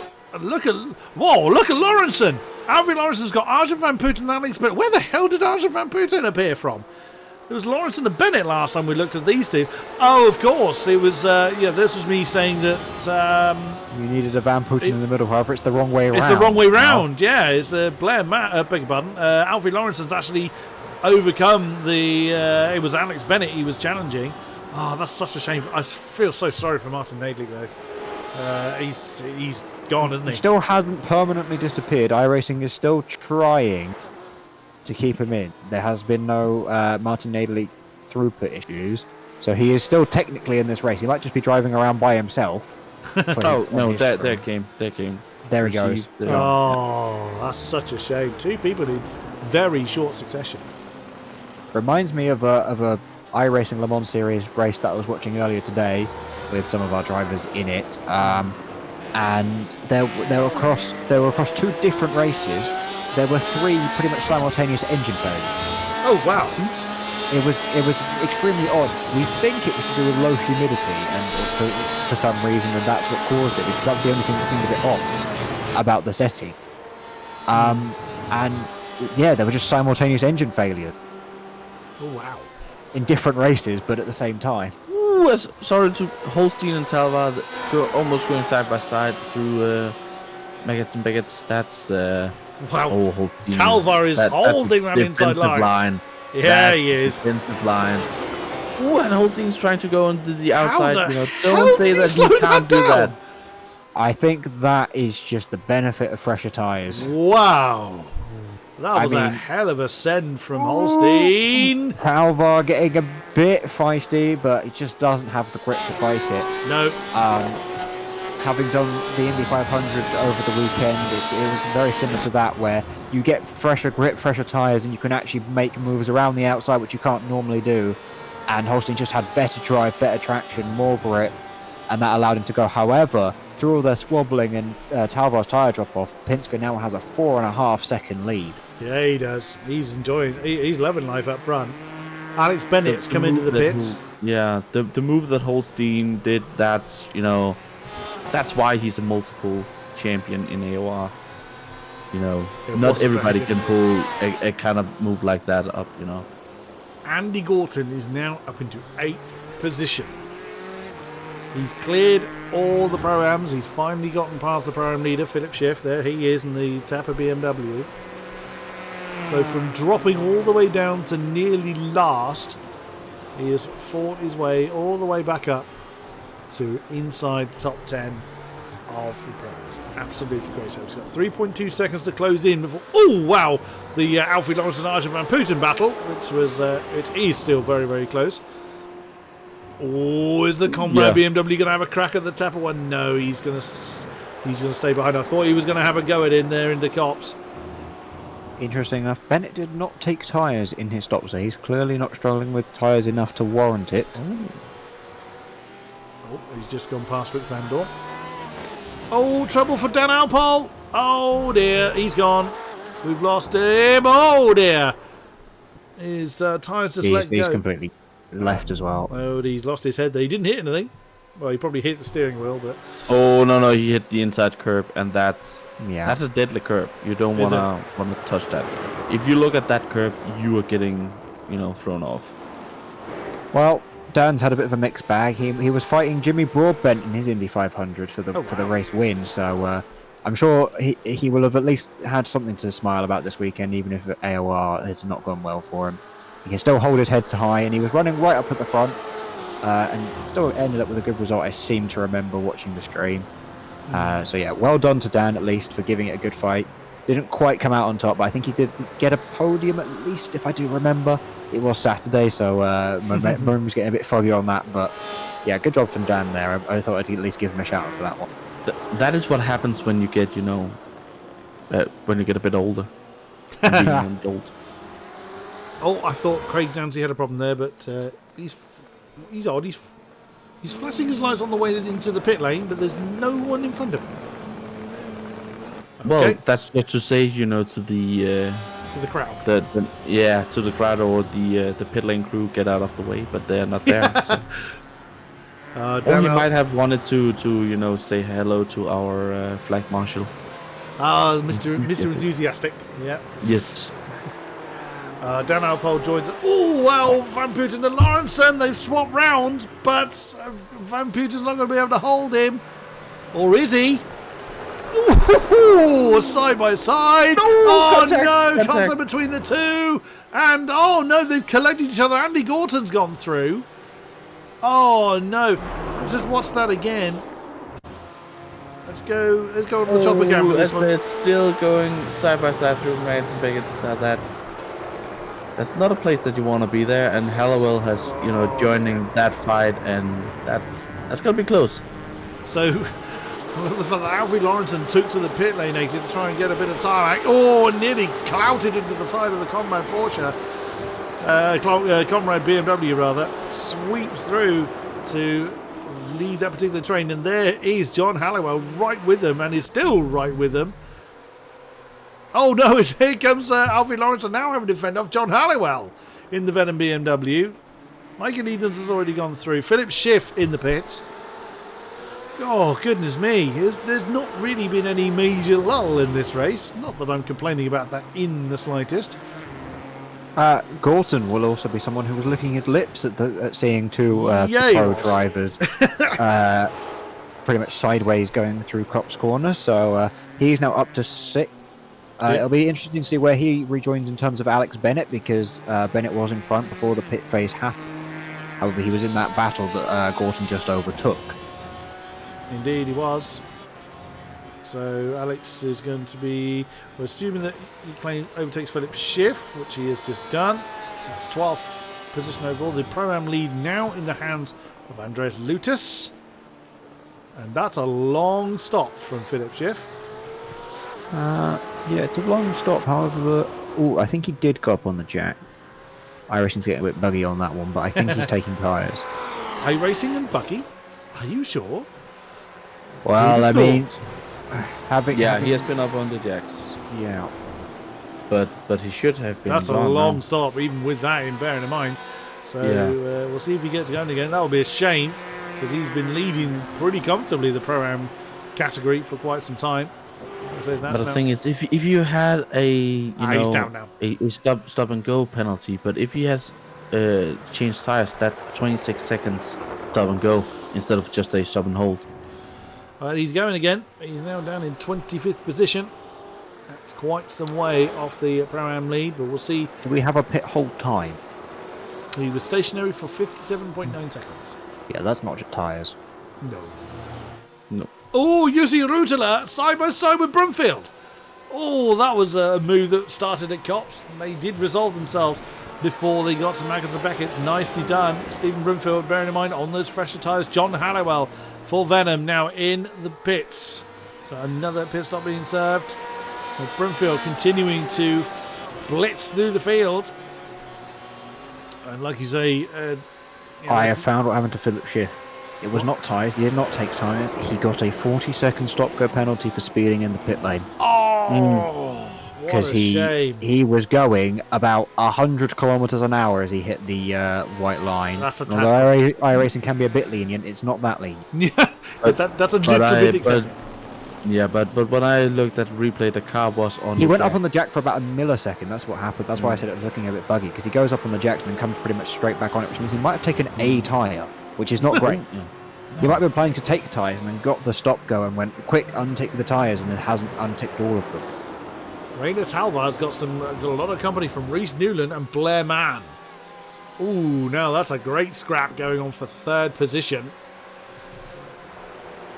That Ford, it seems like it has had a couple of taps in the rear.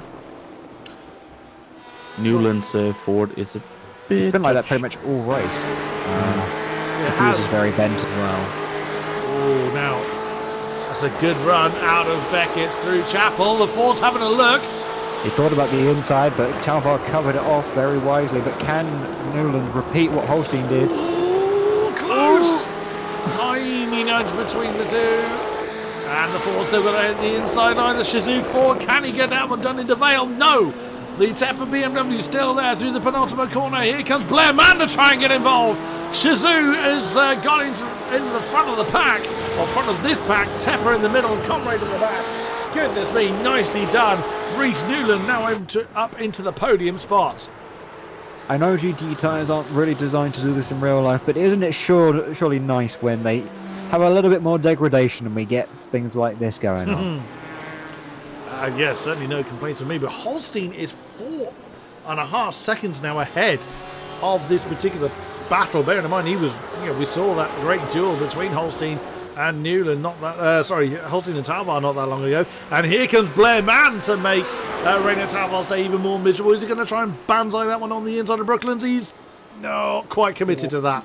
Yeah, that he got, a door slapped right in his face right there. But yeah, as we have talked about, I think this is just Talvar's tires saying, I've had enough of this. We're going on vacation. Going on strike. Couple more pit stops. Jussi Rutila is in and Thomas Lagney. So I wonder, because we're quite late in the day now, so I think you were saying earlier, James, there will be some that are risking it. I think we're beginning to see those that might well be risking it. Yeah, I mean, Talvar is one of those ones that's risked it, and the gamble has not paid off, and we've lost Alfie Lawrenson. Oh no! That's not incident limit. Alfie Lawrenson has vanished. Rutila has taken the tyres while who's that in the pits? That's Thomas Lackney has not taken tyres. No, he hasn't indeed. These two BMWs still side by side.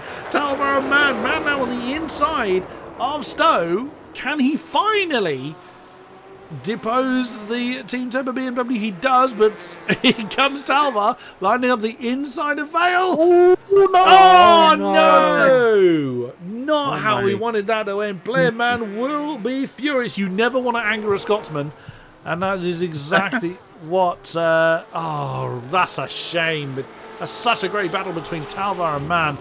And alas, that has ended in a bad way. Edens is bringing his car into the pits along with Arjen van Putten. Oh, that's a shame. Not angering a Scotsman. Have you talked with Andrex the last couple of days? That's he's a Scotsman that you don't want to why anger. Why is Andrex upset? What's he done? Oh no, he's just you just referring to it. He's just old. Well, he's doing well in the Project Cars GT3 season, from what I understand. Well, he's just grumpy. Andreas Lutus from the Pro-Am lead has come in. Is Rick Van Dorn going to do so? He is continuing. He's continuing. So Rick Van Dorn is going to retake the Pro-Am lead. 15.5 minutes to go. Neither Van Putten or Michael Edens took tyres. Brumfield is in.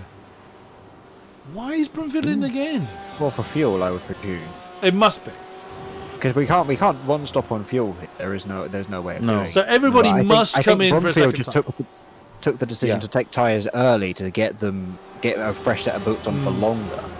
Whereas a lot of drivers are trying to do it now. But if you think about it in the long scheme of things, if you take the tyres now, you've not really got many laps to use them. No, You've only got 7, 8 laps maybe that push to use the fresh tyres. Oh, wow. That's a bit of a waste. Looked at Thomas Lagney just as, I don't know who that was, again, barreling in. Oh, Michael Parry. Oh, no! There's been contact in the pit lane entrance.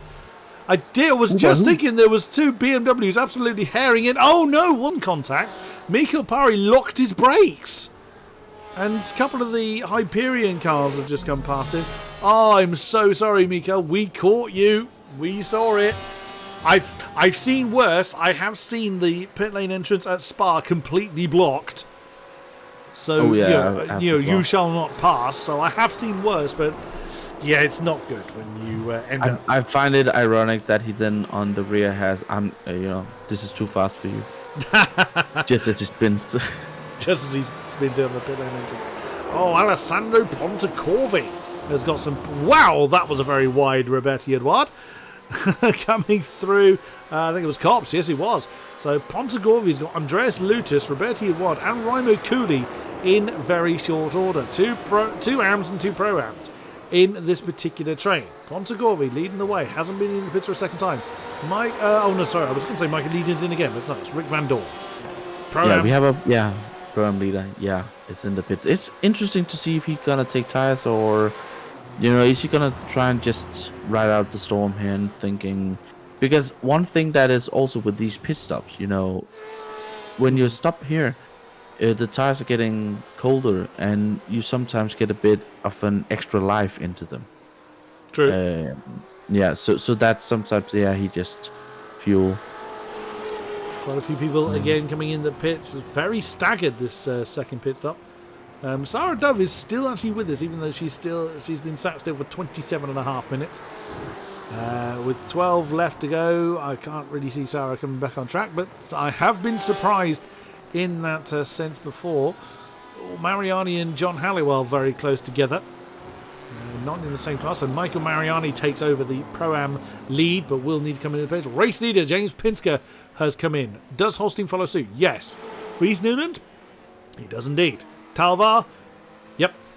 I would think everybody like they did before in the top. Yeah, that's the top 6. Yep, they've all come in. Andy Gorton, he can now see the race leader. That's absolutely amazing. But Alex Bennett, he's been through the pits twice. How far back? Oh, he's 50 seconds back. Never mind. He's going to be too far back. Remember. He did pit very early, but he's not going to claim the race lead. He's not going to claim the race lead, but it's going to be very interesting where he rejoins in terms of Andy Gorton, because True. Gorton was behind him when Bennett pitted, but Gorton's been putting in some very fast laps and might have jumped him on the overcut. Holstein, how far behind Pinsker is he going to be? James Pinsker returns to the track. Holstein, out he comes. 3/10 of a second pit lane loss in Pinsker's favour. 4.3 seconds, no real change there. And oh no, Talvar, it's a long stop. Long stop for the Tepper. He also went into the pits a bit too fast. Oh, yeah, but no. that's a stop. Whoa! Gorton is behind Alex Bennett. Yeah, it was very close on the pit exit. Bennett just sort of swooped in front of Gorton as he was just emerging because of how close it was, and has retaken his position in front of Andy and is right behind his comrade teammate of Blair Mann, which wasn't where they were before the pit stop phases, let's say that at least, because I think Alex was about 5 seconds behind Blair. And certainly not Michael Mariani is also in the pits for quite a while. He is indeed a long start for Michael Mariani. So now the Pro-Am lead is back in the hands of the Tepper Ford of Rick Van Dorn. How fast was Mariani going? He was going too fast into the pit lane. Oh dear. It's very confusing that we've had all these speeding issues on the second stop. Yes, very it's true. Like you've done the pit lane once. I mean, I know you've got worn tyres, but surely you would have just braked a little bit earlier. But look where Lutus is. Andreas Lutus is right with Rick Van Dorn. Stephen Broomfield is third in class now, 13th overall. Well, actually, the Pro-Am podium are 1, 2, and 3, although there's 5 seconds in between Lutus and Broomfield. But if Lutus... I think I'm forgetting... Oh, wait, no, sorry. My standings have just updated that have put Chris... Because immediately Chris Yardy was in the middle of all of this, but no, he's dropped down to 20 seconds. He's down to he's down the field a little bit. There he is, chasing Roberto Eduard. Who's our AM leader? Daniele Mamano. He's been there for most of the race, hasn't he? In the AM lead. Oh wow, he's got some company. That's Thomas Lagney and Tom Hooper. I think they're ready behind him. No, that's Thomas Lagney. There's a back marker in there. Who's that? That is Cooper? Yeah, Merlin Cooper. Yep. That's Merlin Cooper. Nicely done. It is Merlin Cooper, who is a lap out of sync with those around him. Pinsker lost half a second-ish to Holstein last time around, but he's got another 4 to play with. Bennett and Blair Man, they're just going side by side, and Alex Bennett is taking another position. Now up to P4. Banzai that one. That's a squiggling Porsche. And look at Gordon. Gordon is right there. He could, battle these two guys to be up to P4. You were talking about podium earlier. I did. I did call that. Not far off. No, indeed. Get through these two drivers, and that's not an easy thing to do. No, indeed. I think the Comrades contingent are going to be making that very, very difficult for Andy Gorton to do. Before Andy to get onto the podium, he would need one of the current podium occupiers to have a problem, because there's 8 seconds in between Alex Bennett and Reece Newland. So with 8 minutes remaining, that's going to be a bit too much for Andy Gorton. As fast as he is, and as fast as he has been all race long, I think that is a step too far for him to close that down. But he has got a great fight. Who's going to win out here? Porsche versus BMW versus Ford. We just need Stefan Kamke's Ferrari in there to complete the collection. Jamie Smith has been in the pits for... That's his 3rd time being in the pits, apparently. And he's in there for 3 minutes, so I think his day is pretty much done. Oh, Andy Gorton! It's getting a tad lively coming through Woodcote. What's he going to do? Is he keeping that one under? Oh, beg your pardon. No, that's coming through Club. Now into Abbey. Now this looks like Blair Mann. He's playing a bit of rear gunner for Alex Bennett, because that gap is very slowly increased between... Well, Alex Bennett was a full second quicker than Blair Mann, but that's because Blair Mann was slow more than Alex was quicker. I mean, they're all pretty fast. Blair Mann, we saw him. He had a bit of a spin when he got tapped by Talva, and that's probably what is hurting his tires at the moment as well. Could well be. Could well be. Leading the way is Pinsker. He's lost another half a second-ish, but still 3.5 seconds between himself and Holstein. So he's with just under 7 minutes to go, so not under immediate threat. Then Reece Newland very much on his own, other than back markers. That is Cohen. That's Cohen Van Eyck. That is also minding his own business in the Hyperion Porsche. What has gone on? Oh, never mind. That's Roberto Eduard coming into the pits. Blair Mann is falling off the back of Alex Bennett. He's going to have a lot less slipstream as they head towards the hangar straight. That's going to be a bigger advantage for Gorton. Very, very close. So this could be a great opportunity for Gorton. And interesting, Blair Mann's not stuck. Oh, yes, he has. Yes, he has. Just as you say that, he's decided to defend the inside going into Stowe. He was a little late, but it was conclusive enough that Andy Gorton knew what he was doing. But Andy Gorton, great exit from Stowe, has drawn alongside coming into Vale. Can he hold it? He wants the inside line coming to the penultimate turn. He's only gone and done it, but can he get the drive, though? Because that's going to be a very narrow line through Club. Oh, he's only gone and done him. The Ford now ahead of the BMW. Blair Mann. Oh wow, Andy Gorton jumps immediately to the defensive line coming into Abbey. He's not confident the BMW wouldn't nail him. And Andy Gorton into 5th position now. My goodness, the Blair Mann's making him work for it though.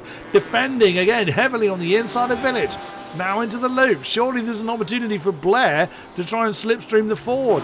And look at Alex Bennett in the Porsche now 2 seconds, 2.2 seconds of the good.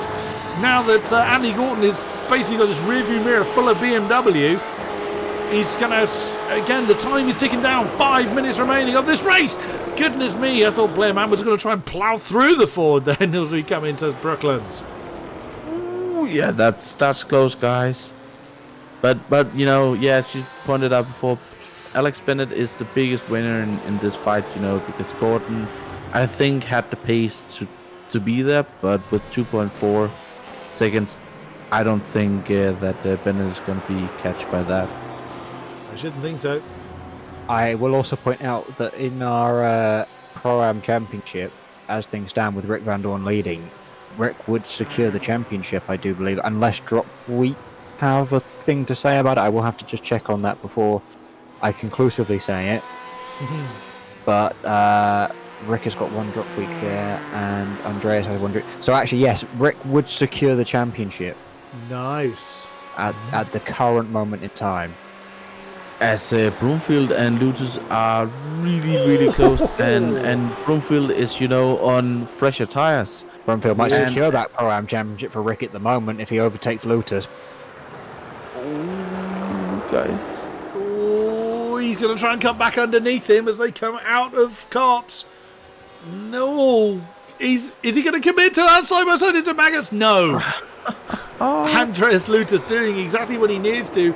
Broomfield doing everything he can to try and get past the Dingo BMW. My goodness, that's incredible stuff. Oh, that's close, guys. Broomfield is nearly pushing the BMW along the road. He's just got slightly more pace as they come up to Stowe. Who's going to win out this time? Broomfield! Can he get it slowed down? Can he get it turned in? Very deep. But he's managed to hold it just about as they come down towards Vale once again. And that is second position for Stephen Broomfield. 11th overall, second in the Pro-Ams. Dancy and Talvar is going side by side as well.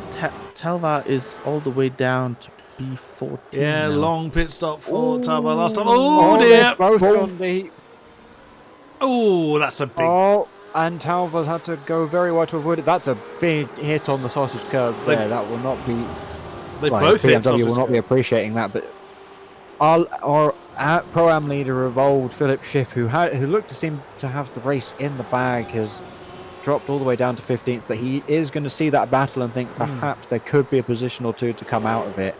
But I mean, I honestly thought that Philip Schiff had the race won and done fairly early on. He was racing up with the pros and seemed to be very quick, but just that speeding penalty, like a lot of drivers, got caught out. And, that's 4 Tepper BMWs. Let's see if we can get them in this shot. 4 Tepper BMWs of Talvar, Dancy, Schiff and Hooper. Can't quite get them all in the same shot. They're all along that same bit of track there. So representing Team Tepper quite nicely. Because, of course, James Pinska's not doing a good enough job up front of representing Talvar. As we he's had a very quiet race up at the front there, has Pinska. Holstein is gaining on him, though. I don't think he's gaining on him. But I don't think it's going to be enough. 1.5 minutes until the checkered flag falls. Oh, that's Schiff and Hooper having an argument. Oh, no! As Schiff has gone to turn in, while Tom Hooper is on the inside of Cops, has sent him off into the dust. Lagney's gone through. So has Daniele Mamano and Jussi Rutila. Oh, Dancy, that's Dancy and Talvar swapping round. Is that Talvar slowing down, do you think? Because that seemed very slow. Yeah. Yeah, as there goes Tom Hooper. I think, Talvar's definitely got to slow down for that. So. Yeah. But, I think it'd be a crime if he didn't. But in this race, it's really Broomfield who has had a masterstroke of a strategy, taking those tires. I don't know what Rick Van Dorn did, but also considering the fact he was down in about 25th at one point, so those two drivers have pulled off master strokes in different ways, different strategies that have worked there, but... Very much so. Pinska, 1.7 between himself and Holstein. That gap has sort of slowly crept down to Holstein's favour, but is Pinska going to try and be a bit brave with the checkered flag? Or would he need to? 20 seconds until it falls. No, he'll beat it from there, won't he? Probably, yeah. Yeah, he'll beat it from there. I did wonder whether he was going to try and back off to the... Dancy and Hooper are going side by side. They're really fighting for position here. Oh, as Rainer Talvar has vanished. Oh, that's nearly impact between Dancy and Hooper. coming into the Brooklands. Checkered flag is out. Oh, nice switchback from Tom Hooper. Now forced him to the outside of Luffield. We've lost Rainer Talvar, which wasn't down to instant limit. He's had a problem. And right there is Thomas. No, that's not Thomas Lagney, beg your pardon. That's probably, is that Roberti Edouard? No, don't know who that is. That is behind them. Wow. And Craig Dancy's lost a whole bucket load of time off the back of Craig Dancy now, but Rainer Talvar no longer part of the race, it seems. And Pinsker really, he lost 1.2 seconds off from Holstein that last lap. It's a 2 minute from Pinsker. Has Holstein got enough to possibly really mean? Maybe James was just trying to get you eke out a white flag early or something. I don't know, but if you haven't had the white flag, then you're not going to get it. That's how iRacing works. It's a bit odd, but yeah. He might have, tire issues, and Holstein can smell this one. Yeah, he can smell it. He's now within the second. He's getting close. Yeah, but there's not enough. If he had another lap, then he'd be in with a chance. But I think unless... who's that that's ahead of? Is that Mariani? That's Michael Mariani. Oh, what a shame for him, considering where he was. Unless he suddenly brake checks Pinsker, which isn't really going to happen. They've only got about 3 corners left. No, Mariani's not having any of that. But the Porsche is going to be within a second of the Ford by the end of it. Unless Pinsker absolutely bins it in these last few corners. This is close. It's going to be close. Getting really, really close now. But yeah, that probably was the last. Unless Holstein drives into him, I can't really see that it's going to go any other way. No. Your winner here in Silverstone. Not by very much, in fairness, but it is a winner nonetheless. It is the Team Tepper Ford of James Pinsker, followed half a second home later by Christoph Holstein for second. Reese Newland for Shazoo, another strong representation for the Blue Ford in third position. Alex Bennett in fourth. Andy Gorton climbed all the way back up to fifth position in the end. Nicely done. Blairman sixth. Eden in seventh. There's a bit of a fight going on behind them between John Halliwell. Where's John Halliwell? Oh, John's gone in the pits. Is he going to try? Is he trying to be a bit cheeky? Yeah, and Arjen van Putten had buried it in the wall. Oh my goodness! Round he goes. I think he got the position. He did. He did. I mean, he was trying to go for that access door. Look. I mean, he hit it. I'll give him that. But Johnny Halliwell has crossed the line, but it was behind Arjen van Putten. I wonder if Halliwell was actually trying to intercept this finish line. And here's Rick Van Dorn coming across. Oh, that's... Yeah. That should be Pro-Am Championship. The championship in the hands of the Tepper Weerborg Ford of Rick Van Dorn. Broomfield doing a brilliant effort there, up to second in class in the end. Andreas Lutus takes the final podium spot for the Pro-Am class. The AMS is going to go the way of Daniele Mamano. But still to cross the line, Tom Hooper, there he is for Tepper. Comrade BMW buried in the wall. Jussi Rutila chasing home Stefan Kamke. Oh no, there's not. That's Merlin Cooper. Beg your pardon. Thomas Lagney comes across the line. Craig Dancy in short order. Smacks into the Comrade BMW. Gets him out of the wall again. That was awfully nice of him. So everyone's just dancing around them. And here comes, Daniele Mamano, chased home by Alessandro Bonacorvi. Philip Schiff, from leading the Pro-Ams, comes home in 18th position in the end. Chris Yardley's come over the line, and Craig Dancy is dead on the line. What a race. We say that quite a lot, and I'll say it again, but to confirm the finishing positions before any steward's interventions, it is Pinsker taking the win, a narrow win in the end from Holstein. Then it was Newland, Bennett, Gorton, Mann, Edens, Van Putten. Rick Van Dorn takes the Pro-Am win and championship. Broomfield, Halliwell, Lutus, Hooper, Rutila, Lagney, Daniele Mamano takes the AM win. Pontegorvi, Schiff, Yardley, Dancy, Edouard, Van Eyck, Mariani, Santo, Cooley, Pari, Cooper, Kamke, Talvar. Those that didn't see the flag were Smith, Lawrenson, Alpol, Slubin, Nadleek, Ladato, Ryan, Dove, Henstra, Matthias, Duran, Martins, and sadly Alexis Boucher failed to start. Catch my breath now, as that was an incredible race. Yeah, I mean, there was just tyre really playing a factor there, I think, but we got to see some good moves from drivers who were able to keep their tyres alive. Many moves around the outside of corners like Stowe and Vale and Club at the end of the lap. Really promoted a lot of overtaking opportunities, and that's nice to see because we've been a bit overtaking sparse as of late. We haven't had as many drivers on track, which might have had something to do with it as well, but definitely a lot more action here, and we've got Canada and Le Mans to come, which I don't think will be overtake short at all. No, not judging by previous form that we've seen at both those tracks. Ooh, a few people lining up to have a chat with us. I think it's only fair that we chat to Mr. Van Dorn first, don't you think? Yeah. Our newly crowned Pro-Am champion. Let's have a chat to Rick Van Dorn. Why, hello there. Well, champ. Thank you very much. Wow, congratulations. What a great effort throughout the season. And with rounds in hand, you must be very pleased. A great race and also taking the championship. Yeah, it feels really good. This is probably the most consistent season I've had ever. And Lady Luck has been definitely on my side this season. Tom Hooper has had a few up and down races. Sarah Duff had a few up and down races. Lutus had a few bad races. And for me, the results just kept coming. So that's what got it to me in the end. So yeah, really happy with that. Awesome stuff. Absolutely well done. Consistency and speed throughout. So that pretty much streamlined you towards the pro category for next season. How are you thinking? How are you thinking about that, or has that not crossed your mind yet? It's definitely crossed my mind. I don't know if I'm looking forward to it or not, if I'm gonna be put in pro or not, because I've kind of been like at the back end of the pro field most of the races, and I have this feeling that this very good Ford might be a bit less good next season. So yeah, we'll see. Fair play. James and Nick, any questions from you guys? Well, from me is obviously now we've got 2 rounds to go in iRacing AOR GTE League.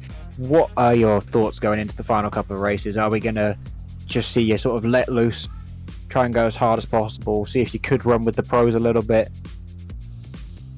I think the next 2 races are just gonna be about seeing if I can keep some kind of pace up and just trying to hold that. Like, just I've had a consistent season, why not hold the consistency? Fair play. Fair play. So congratulations once again on taking the Pro-Am Championship, and we look forward to chatting to you again, I am sure. Thank you very much, Rick Van Dorn. Thank you. James, who should we have next? Shall we have a talk to our race winner, I guess is probably the next port of call. A good call indeed. Let's have a chat to the Team Tepper representative of James Pinsker. Yeehaw! Happy with that? I guess you could say. It looked effortless, except at the end. Now, one question I certainly have is, were you struggling at the end, or were you toying with Mr. Holstein? I mean, I really wish I was toying with him, but honestly, in those last 2 laps, my tyres fell off so bad. If that race lasted like 3 more corners, and Chris 100% like overtakes me, so I was just lucky, I guess, that my tyres lasted just long enough to get me over the. Was that always the concern at the beginning? Because that was something we talked about quite a bit, was how the tyres were going to hold. Was that something on your mind, or were you confident on the strategy you had? Yeah, honestly, I pretty much tossed a coin at the end of the first stint whether I was going to change tyres or not, but I decided not to. Maybe if I had changed tyres, it would have been interesting to see. But yeah, tyre wear was always really bad at this circuit. So yeah, I guess I can't really be surprised that the lap times fell off in the way they did. But yeah, it was a shock at the time seeing Chris hunt me down in those Bearing last down like, on few you. laps. Yeah. Great stuff. Well done on that one. Any questions, gents? Well, the championship are, kind of getting into its last phase. Are you confident that with the last 2 races that you can get this one in the bag? Ooh, yeah. Obviously Andy spun it on lap 1. I need to rewatch that incident and see what happens, but I guess that was unfortunate. He had a lot of pace today. So yeah, I don't really know what the gap is right now, but I'll just take it one race at a time and see what can happen in the next couple races. Awesome stuff. Well, I'm sure we will chat to you again before the season concludes. So congratulations on the win, and thank you very much, James Pinsker. Thanks. Right, Mr. Domino, who should we have next? No, Wycombs or Mr. Holstein. Yes, let's have a chat to the lead comrade representative of Christoph Holstein. Hello, people. Good to see you back towards the sharper end, almost on the top stop of the podium. Was it realistically there, do you think? Was the win in hand, or was it just taking it? Confidence. Oh, wow, absolutely. But Reino Talvar had other ideas, so so I think that was the key moment in the race, the first pit stop, because we knew beforehand tire saving is everything in this race. And did a really, really good job at that in the first stint. And then, Rainer got through the pit stop. And then I knew from last week already, Rainer's tires are not going to last at all. So I had to get through him. I had to be aggressive, and I had to use more tires than I wanted to. And I lost way too much time behind that. And, 4.5 seconds coming out of pit stop was probably a bit too much to catch down. And never thought I would get this close still. Other than that, I'm more happy than not really with this race, because for the first time this season I actually felt like, I had a realistic chance to win a race again. And that hasn't happened for a while now. Awesome stuff. Any questions, gents? Yeah, well, Chris, with the last 2 rounds are now Canada and Le Mans. How are those 2 tracks, looking out for you? Is those tracks that you are looking forward to, or are you kind of like wish it was something else? Honestly, I don't think these tracks will go too well, especially not for the Porsche. But we shall see, I guess. I like driving Montreal at least, so that's always fun. We haven't been there, I think, for quite a while. So yeah, it's always fun to be back there. Also, a track that doesn't allow really much mistakes, and amazing. Well, I don't know. I don't really think we'll be as competitive in the Porsche as we were today, because this is a good track for the Porsche, no doubt about that. But we shall see. I mean, maybe if tire wear is going to be a factor again, then we're always going to be part on the agenda, because we seem to do that better this season than most other people around us. Yeah. Awesome stuff. Well, if that was anything to go by, I'm seriously looking forward to the next couple of weeks. You might not, Mr. Holstein. I think it's fair to say we commentators certainly are. Glad to see you back towards the sharper end, and we hope to see you back there very, very soon. Thank you very much, Christoph Holstein. See you soon, guys. Bye-bye. I would like to have a chat with the man that played the pit strategy brilliantly well and very nearly got the class win for it. Let's have a chat with Stephen Brimfield. Hello. Well, you made those new tyres work very well, didn't you? Oh, you caught me then. Yeah, we were keeping a very keen eye on you, just carving your way through the field. Was the win in sight, or were you just taking everything in as it came? I never thought that I would be even close to the win. The reason why I changed tires in the first place is because I really don't like Silverstone. I'm really slow at it. And I just figured, okay, I'm going to try to survive the race and try to finish in the lower point bracket. So at least make the best of a bad situation. But then I realized, my tires are better than most people's. And yeah, I was just going forward, and it was a lot of fun because I could overtake a lot, and I could see people drift and stuff, and I was just keeping it on the road, and it was nice. You were second at a track you were slow at. Damn, that bodes well for the coming tracks then. Yeah, well, I had a tough season, to be honest. I expected a lot more from this season. I only got 33 points before this race, and it is really relieving now to finally get a good score in the podium. And you should have heard me after the race. I was just screaming the whole pain of the season out of my lungs. Quite rightly so, and well deserved. Any questions, gents? Not from me. Well, if you don't like Silverstone and getting this great of a position, do you like Canada as we are going to next week? In answer to your statement, what I really like about this league is that you can win with a one-stop strategy, like Sarah did, and you can win with tire stop and 2 stops. Which this is really great. I think the length is perfect, and I'm really happy about being part of this league. And yeah, Canada is definitely a track I enjoy more than Silverstone, and looking forward to it. Could be a good one. Awesome stuff. We look forward to chatting to you again. Thank you very much, and good luck for the remaining rounds. Stephen Brookfield. Thank you. Who shall we have next, Mr. Clay? Someone we haven't had in the interviews for a while, Mr. Alex Bennett, I would have thought. Good call. Let's chat with the comrade expert himself. Let's chat to Alex Bennett. Oh, hey there. Hello. Woke you up, did we? A little bit, yeah. We were chatting with some of the SO Corsa guys. Well, you had a lot to do, didn't you? Yeah, that was, I don't know, that was a pretty frustrating race. Talk us through it from your side. What happened?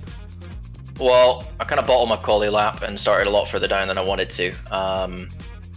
Realistically, I wanted a quali in the top 4 and wasn't able to do that. And then I didn't really have a good start. I kind of got stuck on the outside of turn 4, so lost a few positions. At that point, I was really just focusing on saving the tires as much as I possibly could, because everyone was really struggling with that. And thankfully, that kind of paid off towards the end, but overtaking was so difficult.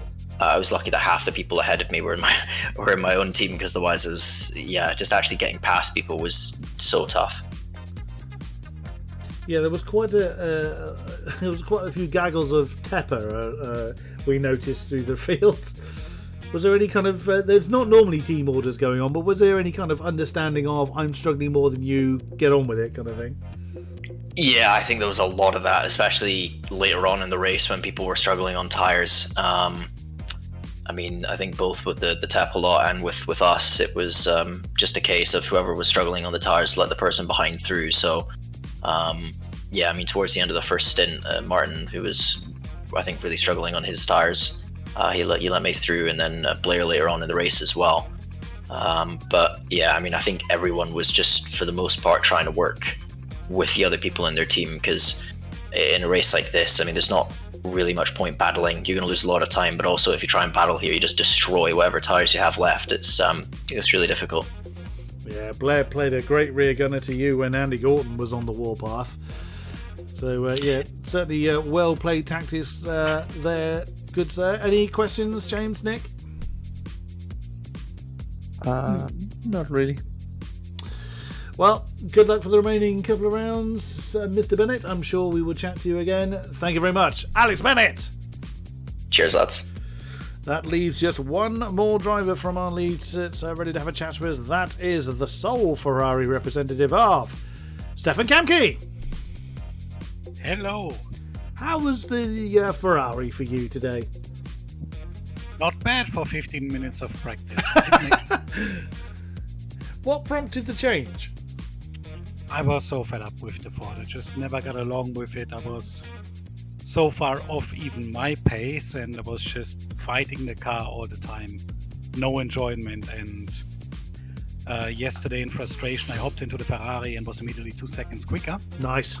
And and that was it. So I posted I'm changing car, dropped my 9 points, and didn't expect to race because I didn't submit a livery in time. But because it's you, Stefan. Yeah. I expected the livery of shame that Broad said something about not submitting a livery in time, but it was actually. Yeah, well, I haven't really gotten the official, I forgot to send in a livery yet. So it's kind of, they need a livery. I have like 2 minutes. Put something together. The amazing work of Nick Domino. Yeah. It was a pleasure to drive the Ferrari, I gotta say. First time this season, actually, I enjoyed the act of driving. That's good. Any questions, gents? Well, it has been kind of up and down. Do you think that you will be able to actually, be up and competing with some of the drivers at the last two rounds? As you know, these are tracks that I do like. How about you, Stefan? They're not on top of my strongest tracks, but I think being in the Ferrari now and having this week, Thursday, a public holiday, allows me quite some time, and I think with the Ferrari I will be quicker. So I hope I get into the bottom few AMs and have some good on-track battles. But beyond that I have no aspirations. But now that driving is fun again, I'll be back for season 11 and push. That's good. That Excellent. We always like to see you back in the league. Very true, that we do. So, well, good luck for the remaining round, Stefan, and we look forward to having a chat to you again, and hopefully the Ferrari pays off for you. Thank you very much. Stefan Kamke! Cheers. And that is going to bring an end to tonight's proceedings. Thank you very much to those that have been with us throughout the stream. A great pleasure to have you on board. Thank you very much, James Clay and Nick Domino, for keeping me on the straight and narrow. It's always a difficult task. You bear it well, but a great pleasure to have you on board. No problem at all. It's a hard task, but we try our best. You grin and bear it well. Thank you very much to our sponsors. Without you guys, AOR would not continue to grow. As mentioned, it's Canada next time out for the GTEs, but there's plenty of racing going on in between then and now. So do check back with us then. Until then, thank you very much, and good night.